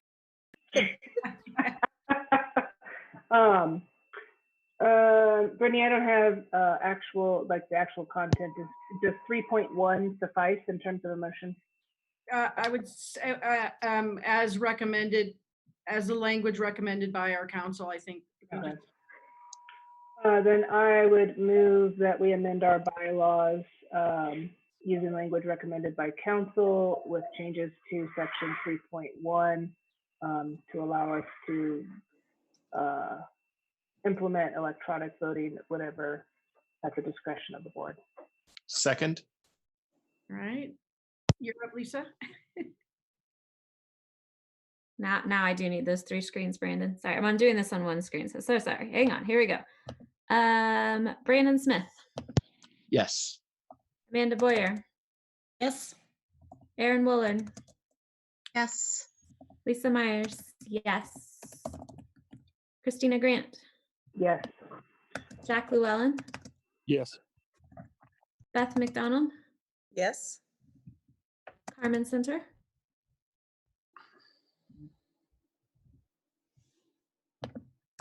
Oh, she just unmuted, but now it's back muting. Hold on. Let me see if I can unmute her myself. Yes. Okay. Yes. Thanks, and Brittany, Carmen. and Brittany Horseman. Yeah, Yes. yes. Okay, okay. Motion passes. Okay, great. Thank you. Okay, moving right along. We will go to number 7, school expansion acquisition update. Jack? Okay, I'll try and make this succinct. We sent in our offer last week. We got a counter offer that was a lot of non-material things, which I won't even go into, and one material thing, which was $2.9 million from our bid of 2.65 and an offering price of $3 million. Our broker spoke to their broker today and is being told, for whatever it's worth, and then I'll give you my opinion in a second, that they are fairly fixated on 2.9. Our broker said, well, what if we split the difference at 2.825, and their broker said, well, we might be able to get them there. So that's the status of things, and obviously there's no obligation on us to do anything at the moment because it was a counter. My thoughts, for whatever they're worth, but since I'm talking, I'll offer them. 2.9 is ridiculous. On the other hand, we also knew, and we fully expected some type of a counter. Our agents' analysis had come out to about 2.8, and that's kind of where he was expecting the response to be and the counter to be, which frankly I would have been a little bit more supportive of. In normal circumstances, these are not normal circumstances, as we all know, but in normal circumstances, I always figure there's 3 bids. There's the 2.65, there's the initial bid, there's the counter, and then there's the counter to the counter. In my mind, again, for whatever it's worth, we really have 3 different ways of looking at it in 3 perspectives. So one is to say 2.65 was a great offer. Try and find somebody else that can close in the time frame you want. And if you can, good luck to you, and move on. 2 is kind of the same thing, but says, let's make a small counter offer. So we went back at 2.65. Could we go back at 2.75 or something similar to that? The numbers really don't change. 100,000 over time with this interest rate really isn't anything. With the very clear message back to their broker through our broker that, again, this is our, we're countering your counter. That's it. We're done. Take it, leave it, shove it, do whatever you want with it, but we're not doing any more. And then the third is to take half a step back and say, how important to us in the long term is it to have this facility, to have the option for, for the middle school that we've talked about, et cetera. And I'll just refer, an anecdote for whatever, again, just as a thought. Years and years ago, I was negotiating on the sale of a property, got a phone call when I was out to dinner with a bunch of people that with an offer that I didn't like, basically said unkind words, hung up.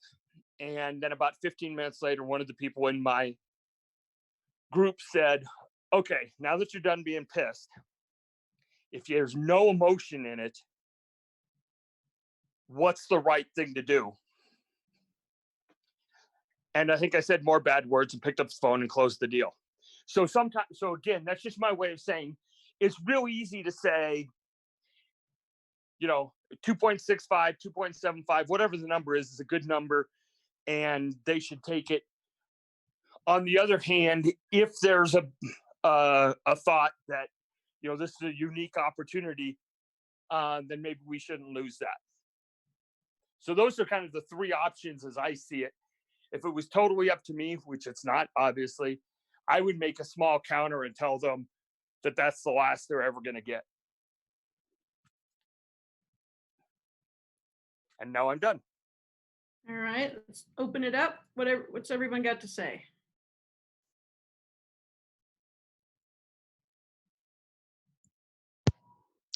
Beth? Okay, I'll go.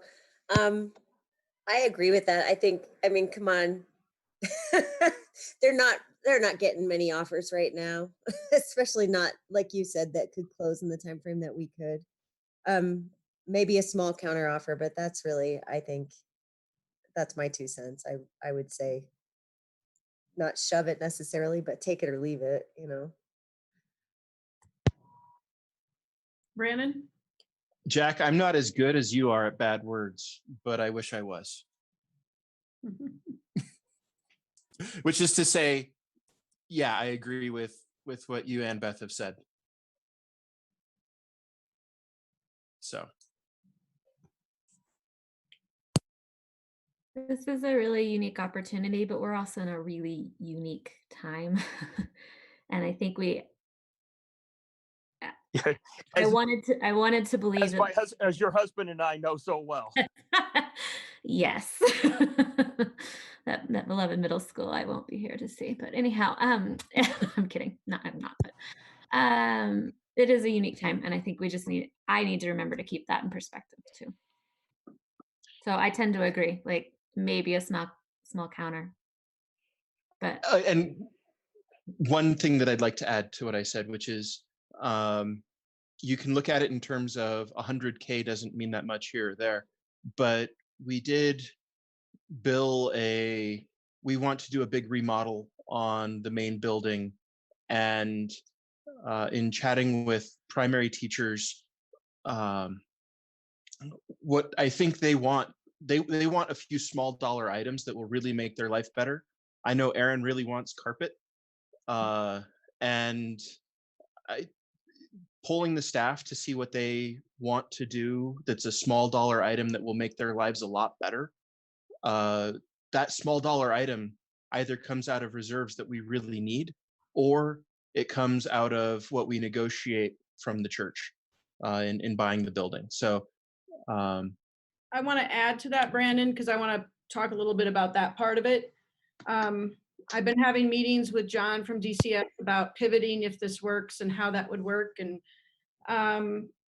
the decisions that would need to be made, which is why I kind of put on the agenda that on our last meeting we had talked about diving into the a la carte things, so to speak, like, well, we want to make sure we have the security in the front office. We want to make sure we have fences around the property so that they can do outdoor education. Some of these key items that we want to make sure that we do with the existing building, and where does that leave us with the money left over for what can we do on the church building if we should get it. So John and I had some conversations about that, and he felt that it was workable. I put in the bid for the consulting, RF consulting, to kind of take a real close look at the building. He felt that HCM, they didn't have a bid ready for tonight, but that they would be able to give us some really good conceptual and even more than conceptual, some kind of concrete and what that would cost. But, you know, he said, well, we took the numbers from the master planning phase because the cost modeling workshop doesn't break it down by section. It breaks it down by metal, wood, foundation, you know, so it doesn't break it down by section. But if you take what John spitballed a little bit about what he thought, okay, now that we know what more concrete costs are, you know, let's say you spend $300,000 for the front office, $150,000 for the play. You know, he kind of threw out some numbers, and basically it kind of came down to maybe a split, $1 million on one end and $1 million on the. And that's what be available based upon the kind of numbers and the financing we talked about last time. And he felt comfortable that for $1 million we could get, except the classrooms that are the most expensive, but talking about playgrounds and security and front office. And I think he calculated $300,000 for interior renovations in that. So when you start kind of, like Brandon said, finding out, you know, we know a lot from the master planning and the design phase, a little bit about what's important to the staff for the improvements. If you start taking that and kind of adding numbers to that, you can see how you could balance out improving the existing building, but yet still putting money into the planning and to the design of whatever that church building would look like. So just to add that as a, you know, kind of numbers out there about, you know, whether it's $100,000 more offer or not is probably not going to impact greatly the improvements we could make at the existing building.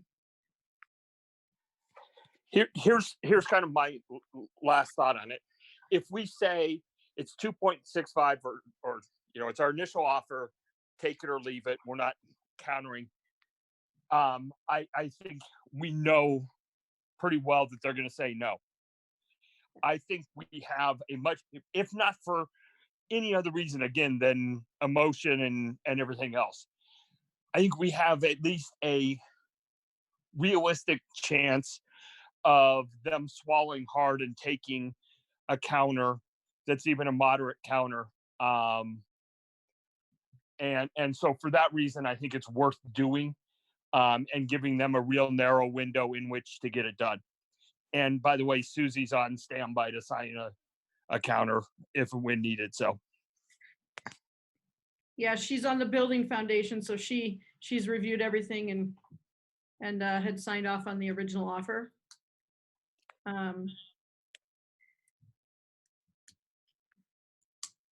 yes, I'm okay. So I agree with Jack's position.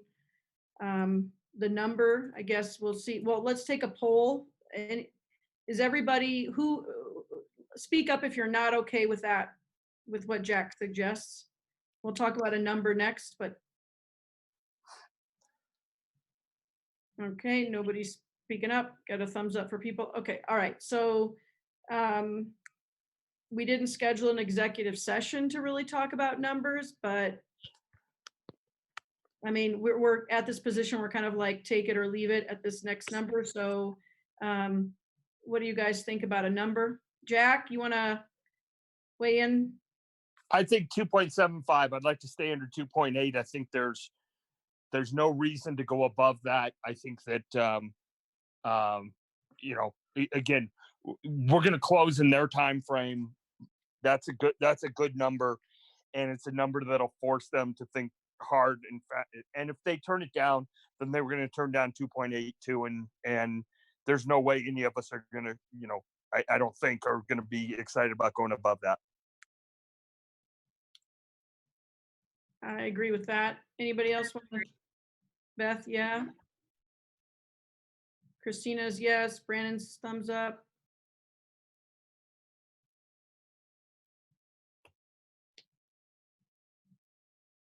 Let's give it a minute so we can kind of think about.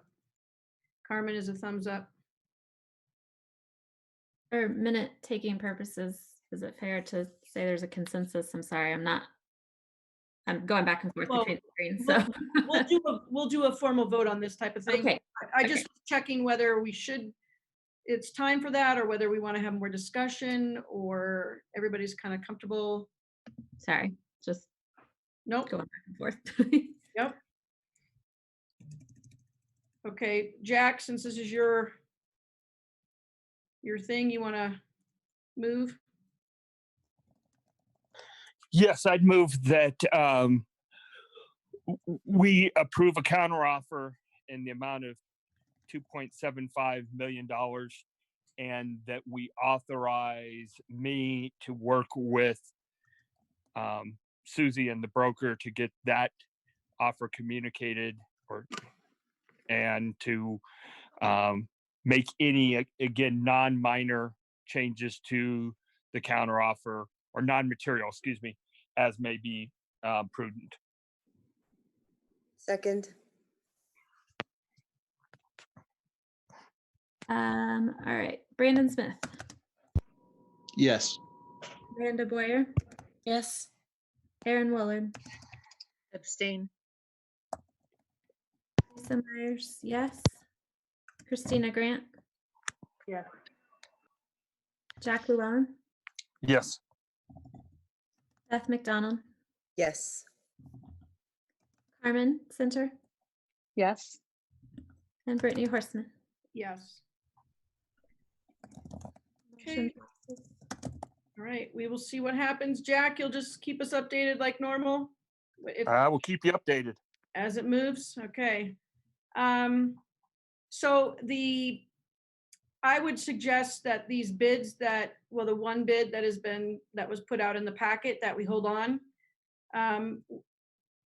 Well, there's two things. If we think we're going to meet again in a week, we can address it then.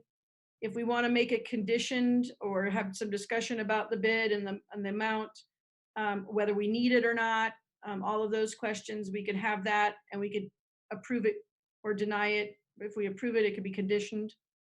Conditioned on their acceptance of our offer, we would move forward with this bid with so-and-so. What do people want to do? You want to table it? You want to, it's during our due diligence period. That's the only reason I bring it up. So if they do accept it and we want to move forward quickly on that, that's one consideration, but we can also table it and just only address it if it's necessary.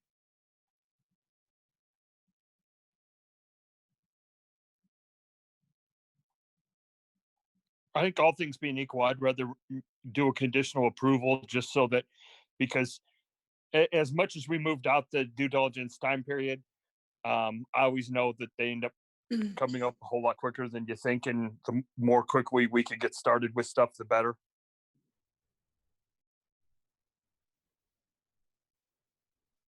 I agree.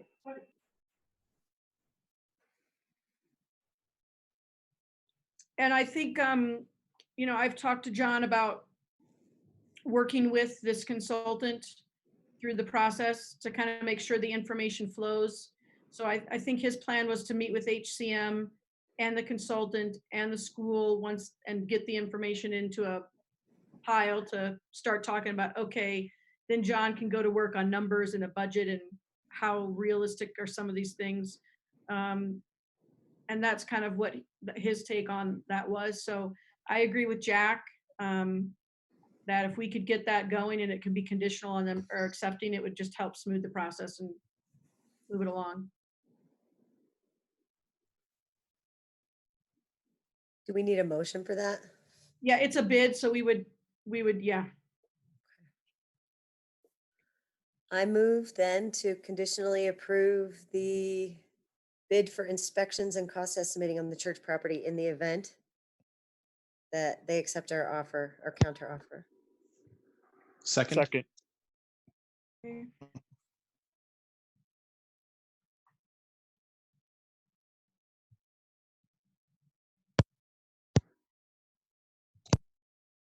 Lisa, you're muted.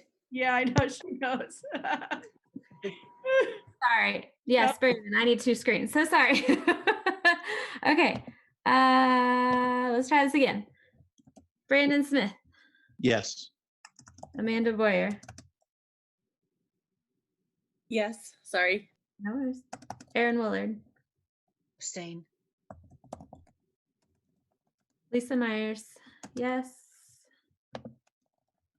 Christina Grant, Yes. Jack Llewellyn, Yes. Beth McDonald, Yes. Carmen Center, Yes. and Brittany Horstman. Yes. And is everyone okay with me conveying that to them and linking in with Jack if they accept the offer and moving? Okay. All right, it'll be done. Like the agendas, the outline, the HCM didn't get any information to us, and I think appropriately wait on that to see where things shake out, because that's going to be a bigger number than the consulting.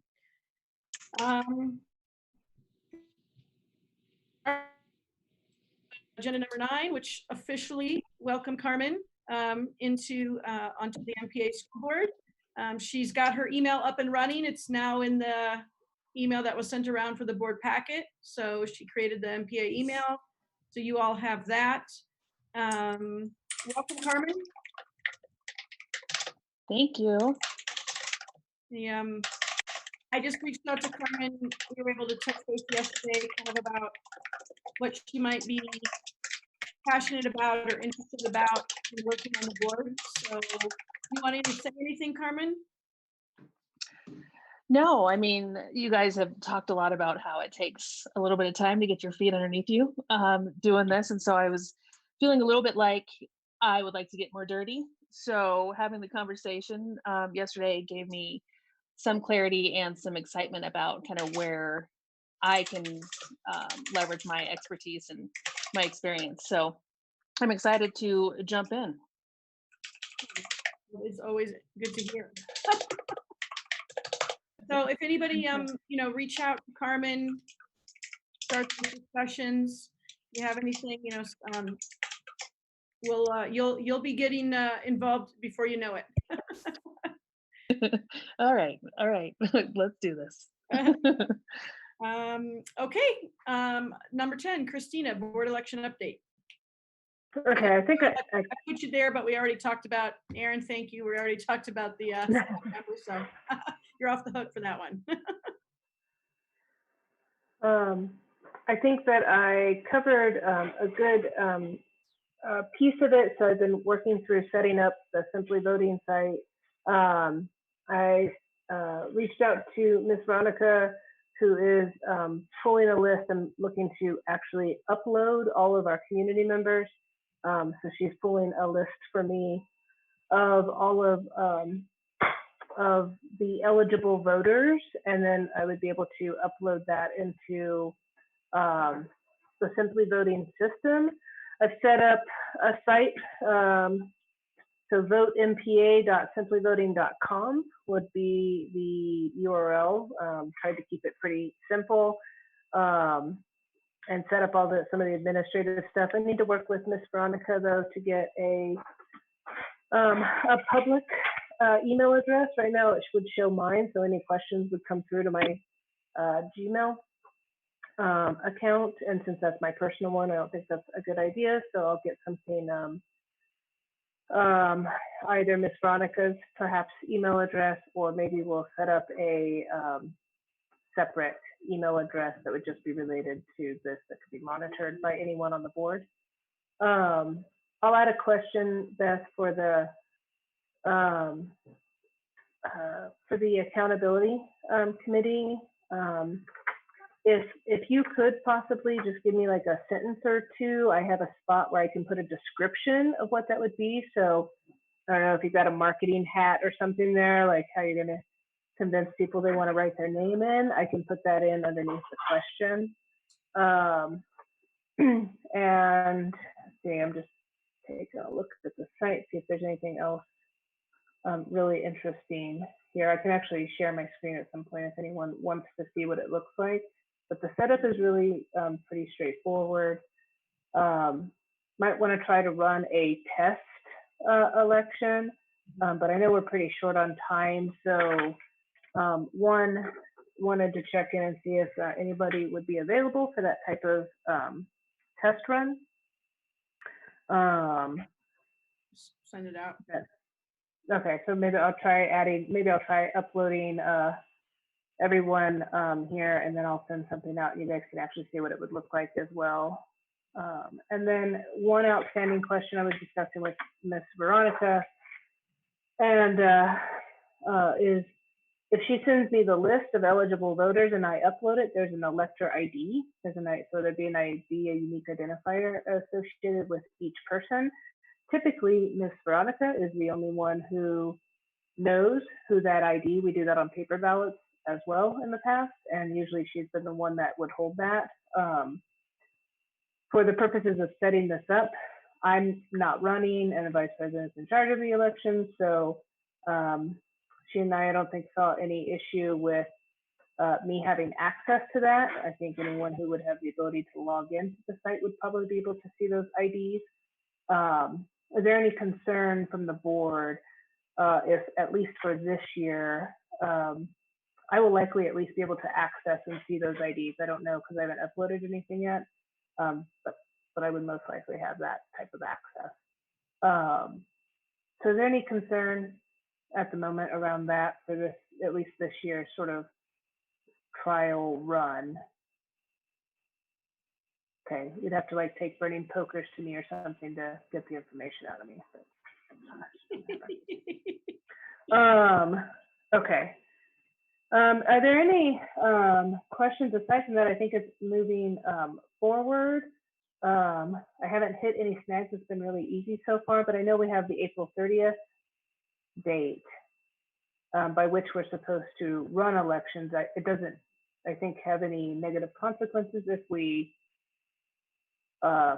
formally miss that date this year, but also any concerns there. I think we wanted to run this through May 8th or something like that to give people time to react.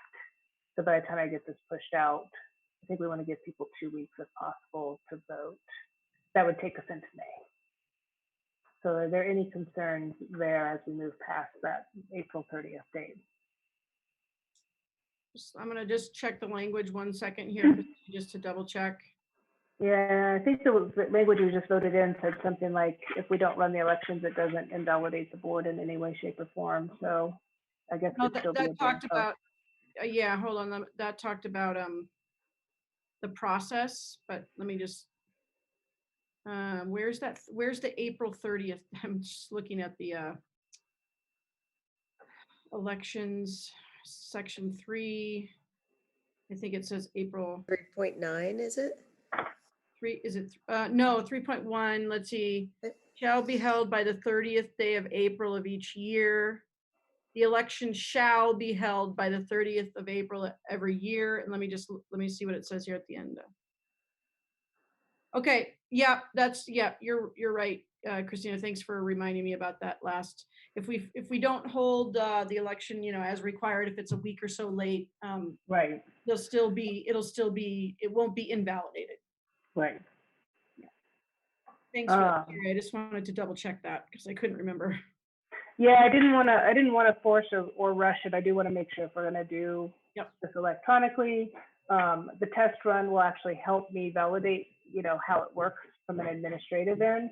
And then there will be a question because there is the billing piece of it. I think we can work that piece out later if we want to continue this. But I think it was a fairly small fee associated with it, something like 300.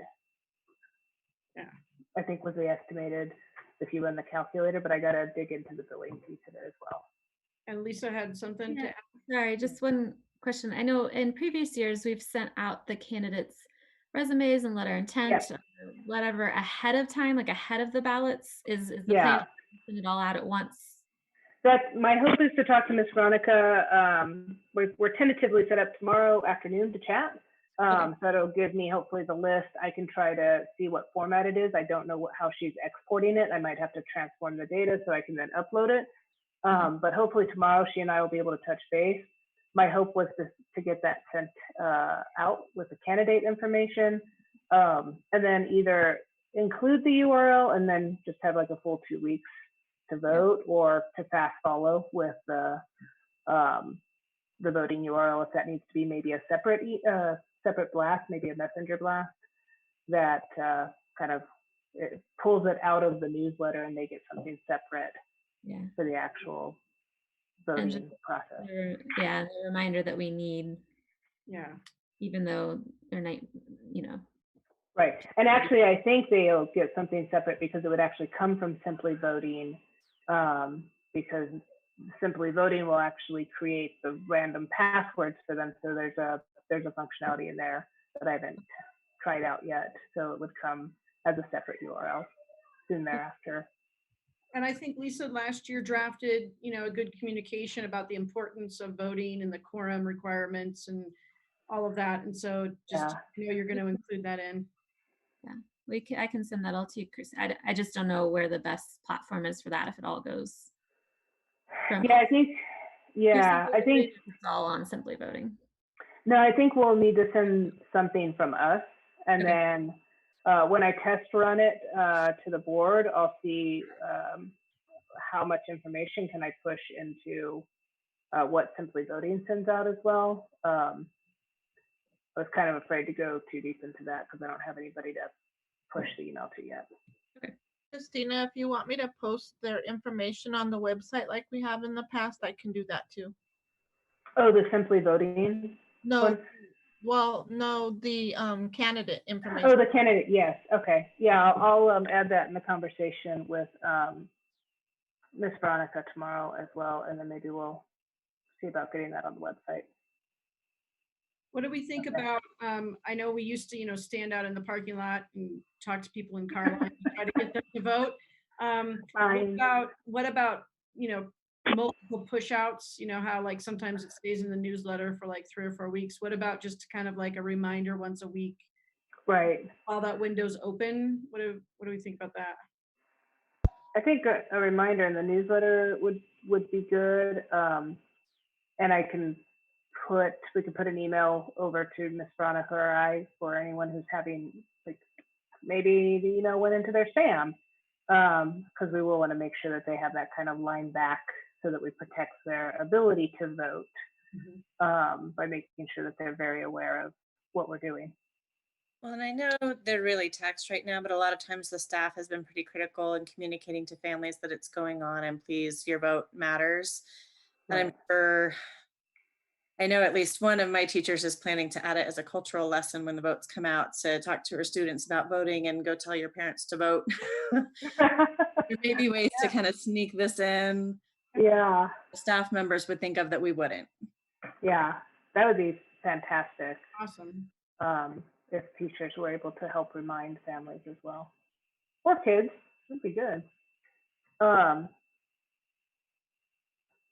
Okay, just jotting down all those thoughts. Any other questions or ideas around doing this electronically? A lot of good considerations you guys have thrown out there. I would like to volunteer Jack to go knock on people's doors who haven't voted. He's got the bad words for it, right? That's right. Yeah. Submit your damn vote. Just stronger language. All right, Jack, I guess you'll be knocking on doors. Right. Waiting for a comment. He's quiet. This is not good. Yeah. Okay. All right. If everybody's good with that, Christina, awesome. Thanks for keeping that alive and keeping that moving forward. Okay. It looks like, did I put something twice? Okay, I'm sorry. Getting that out was difficult. So we already did item 11, so we'll skip to 12, which is the monthly meeting updates. First one was JCSC. We kind of talked a little bit about that, but Brian, is there anything you want to add about that, or? Good meeting. Bill, I forget his last name, from CDE, it's really long. I'm on his email feed. He seems to be a good representative for not only JCSC, but us as well. Just more up-to-date, timely updates when it comes to moves by the governor, CDE, superintendents. And so no, the more of those things that we can have, the better we're all going to be going forward. So thanks, Brittany, for sponsoring that. And no, I did touch base with Jeff Wilhite afterwards. There was really positive feedback. People asked for the recording so that they could share with their boards. A lot of people that attended were administrators or in the finance realm of their schools. And so because we did it on Zoom, we were able to just share that. Or actually, I didn't record it that night. Brandon did on live stream, and he was able to share the link for the recording to everybody. Thanks, Brandon. Yeah, no Who's problem. the man? Who's the man? Jack. Save the Jack's date the there. man. Exactly. So that was really good. So I think I would reach out with Jack at the end of the meeting. We can maybe continue to touch base, because as we move forward, at the meeting, like we said, how the money is distributed and what charter schools get is going to be a conversation. Just like the 5B money, how that was distributed to us was a conversation. And we'd really like to have that conversation be board to board, between the Jeffco board and the charter school boards on the same level, would be the proposal, instead of everything having to funnel through Jeffco, through the principals, back up. If it could just be a conversation and then have with everybody included. Because boards are going to be voting on these things, and if they don't go to a JCSC meeting, or if they don't call our board rep and get a call back, they're not going to know. So we're hoping if we can continue to that. Does anybody have a problem if MPA continues to host that kind of stuff? I was going to say, I think great marketing. No, I think it really shows our commitment to the charter world. But I think moving forward, even when these meetings hopefully someday move back to in person, if we could find a way to live stream it, I would really welcome it. I really enjoyed getting to watch, because it's not always easy to make meetings, but you can catch it as you're making dinner. So I am one step ahead of you. I have already acquired the hardware I need to live stream in person. And so we're ready to go whenever that time comes, and should be easy. And so, Brittany, that means that now I have 7 live streams that I'm going to be setting up over the course of the next 3 weeks. Yeah. Well, we'll touch base and see what, if we have to do it for us so we can keep our public component as part of our rules, but let's just space it out. If you can't do it, you can't do it, I it's tongue in cheek. It's fine. It's okay. It'll be your full-time job. Live stream moderator. An extra 0 in my board paycheck. Yeah, exactly. But I don't know. I know Lisa was able to listen. I know Jack attended.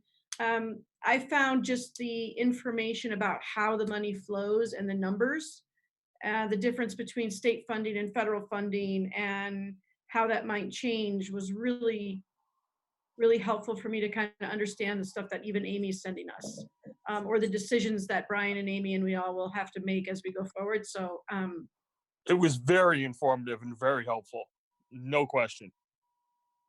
All right. So that's about, there was none of the other details there's no other big things that came out of that. I don't think. No, the next meeting to pay attention to is the Jeffco has a board meeting on May 7th. And then the week after that, so I'm sorry, there was one other piece of information, was the scheduled date for the legislature to come back. Right. And when they're going to be talking about the budget. So the joint budget committee, I think, was the 2nd week of May, and then that would be on the governor's desk by the last week of May.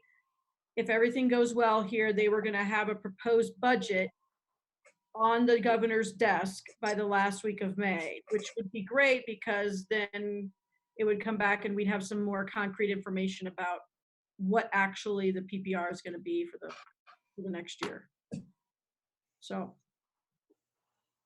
whether that happens or not, we will see. Amanda, PTA, has there been any update on the auction amount? And no, we're still working to close out different tabs and all that kind of stuff. So we probably won't know till end of next week where that kind of falls. I still have stuff in my sunroom. It's awesome. Oh, But it's all good. The PTA meeting is scheduled for Friday. I think she found that date that worked for most of the officers. They still have not found anyone who's willing to be treasurer for next year. So she put one more call out on Facebook today that I saw, and they're still trying to figure that out. So I know they're struggling a little bit there. But I'll have a better update after their meeting Friday. okay. Brandon's email that with the about the Jeffco, it was a very short, I think, because it was in the midst of all of what was going on. So anybody have any questions for Brandon about that? Who was supposed to join me? Thank you for doing that, Brandon. Who said they were? I can't remember. Oh, Beth. It was me. I didn't. And it's not a specific time. They live stream it, but it's recorded. So it doesn't have to be at that specific day or time. Like if you can't make it that night, you can just click on the recording and watch it, while you're making dinner or whenever. when you're doing 3 jobs. Are they doing an interactive meeting for that? Do you know, Brandon? I don't think so. Okay. We'll have to see. I did get a really cool screenshot, which I sent out in the email, and I will put into the live stream just for a second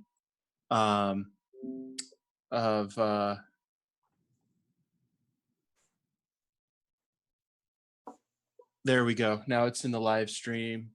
But the 2020 glasses, those were pretty classic. Yes.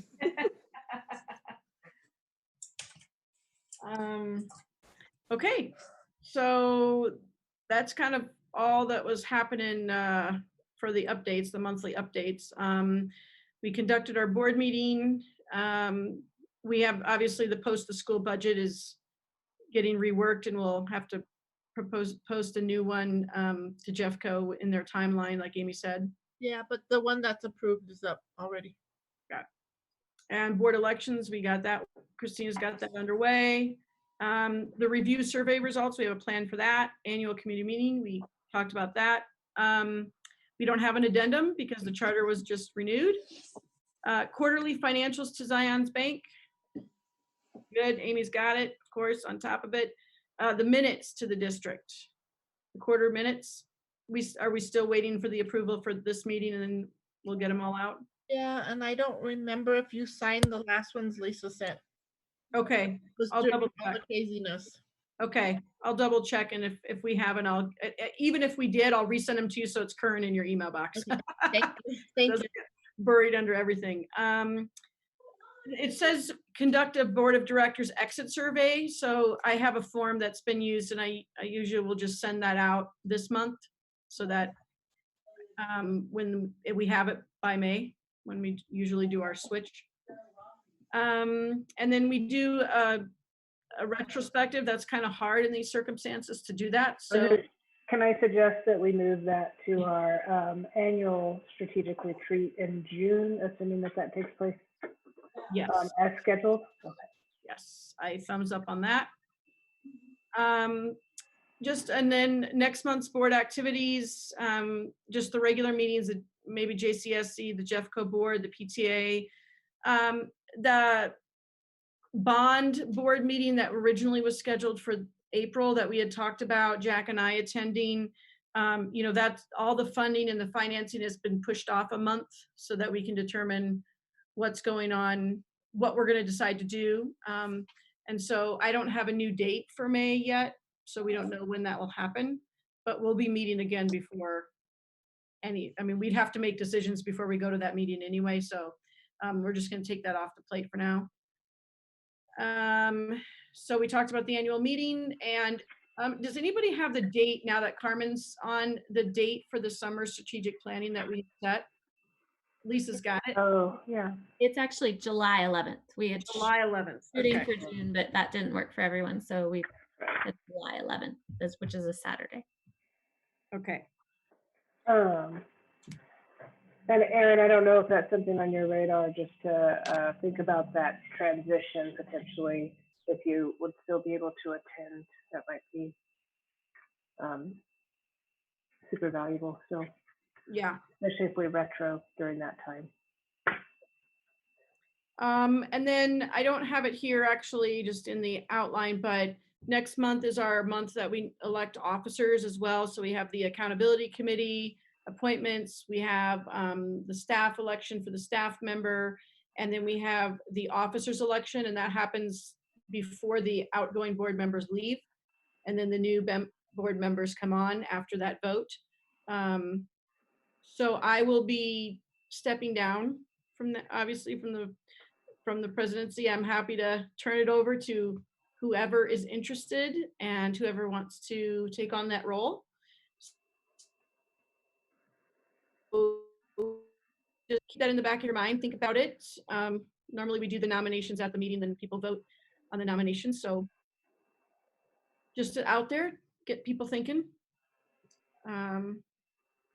The last thing is approve the consent agenda, and there is one, oh, Christine. Sorry, yeah, question around the annual meeting. We didn't actually set a date for that, but what time frame were we thinking? Oh, thank you for reminding me. Not the 28th. We did say we would do it, not the 28th. What does everyone Right. look at the calendars? Can we do a quick, thanks, Christina. Sorry, I would have forgotten that. I think we wanted to wait until after, oh hell, what are the things before the annual meeting? Do we want to wait until after the elections or at the very end of the elections to try and again remind people to submit a vote? What do people think about, you know, as things start, there's some indication that some restrictions might be loosening and people might go back to work. Maybe people's calendars are going to get, I don't know what that will look like. Will they get busy really fast? Tougher, easier, who knows? Yeah, who knows? But I don't know. I tend to think 2 meetings at night in 1 week for a community is hard. So my suggestion would be the week, at least after that week of the 28th. for the week of the 4th. Brian, what do you think?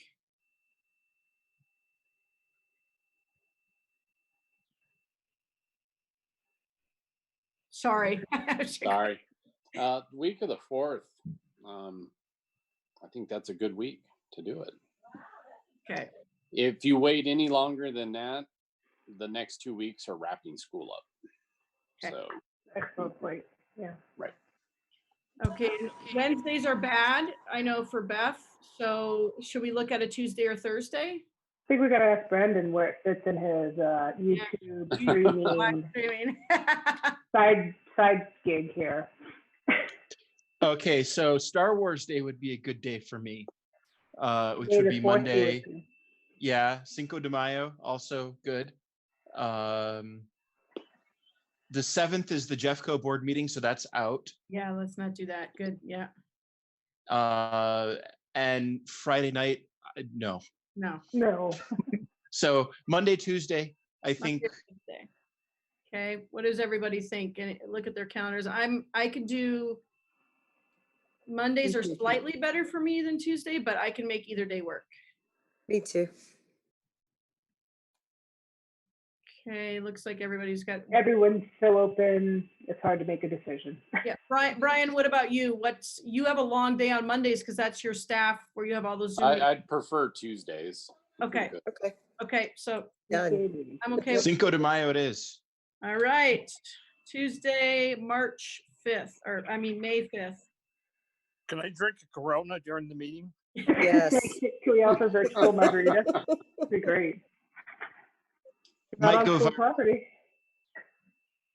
All Well, right. yeah, but we're not on school property right now. As I said, it's not on school property. Good Margaritas it is. point. All around. Jack, you don't share video anyway, so it doesn't matter. Right. Maybe that's why. What time? 6:30, or do you think earlier? What do you think? I don't want to get involved in dinner time. I think our 6:30 timeframe has typically worked, and Okay. easier to remember. All right, 6:30, May 5th, Tuesday, May 5th. And this is the Town hall? Annual. Annual meeting, town annual hall, meeting, yeah. Lisa, will you help with drafting a notice, kind of like a working agenda, maybe? Yeah, I put together some thoughts. Great. That's as far as I got. They're on paper, but I can send them out to everybody. Okay. And maybe work after we hear on the 28th how it goes with Brian, maybe work a little bit on what he hears, what we hear from that, and how we can incorporate that into. And I think we'll have more building updates and that sort of thing that's a bit more concrete to share. Okay. But I'll push that out as we. Okay. And then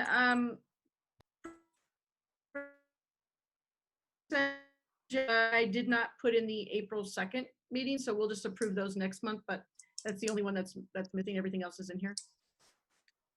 Anybody move to approve the consent agenda?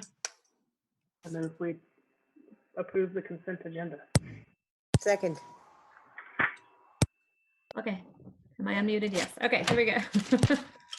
I'm gonna hand raise this. Here we go. Brandon Smith yes. and Amanda Boyer, Yes. Erin Willard, Yes. Lisa Myers, yes. Christina Grant, Yes. Jack Llewellyn, Yes. Beth McDonald, Yes. Carmen Sensory. Carmen's gonna abstain, Carmen, because you weren't there for all the meetings. Perfect. I will abstain. Thank you. Brittany Horseman. Yes. Okay. Thank you. Now, before anybody says anything, if a couple people would just stay on after we adjourn so that we can talk about the Dropbox and I can figure out what's going on, because the new people that are coming on and everybody can't access it. I can stay on. Maybe this is not the right time, but this is the only time I can get people in the same room. So, all right. Okay. I move we adjourn. Second.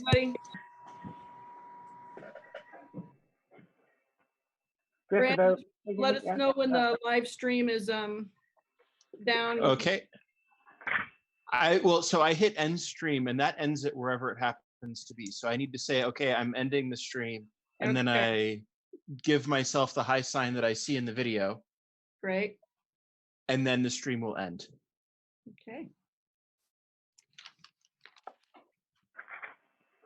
Okay, so when I'm looking at the Dropbox, I'm looking at the size of the file, and then I'm looking at the size of the Dropbox, and nothing I do is gonna make it into that little bit. And then I looked at the Google Docs as an alternative platform, but they're only a small amount of data as well. Everything else requires, like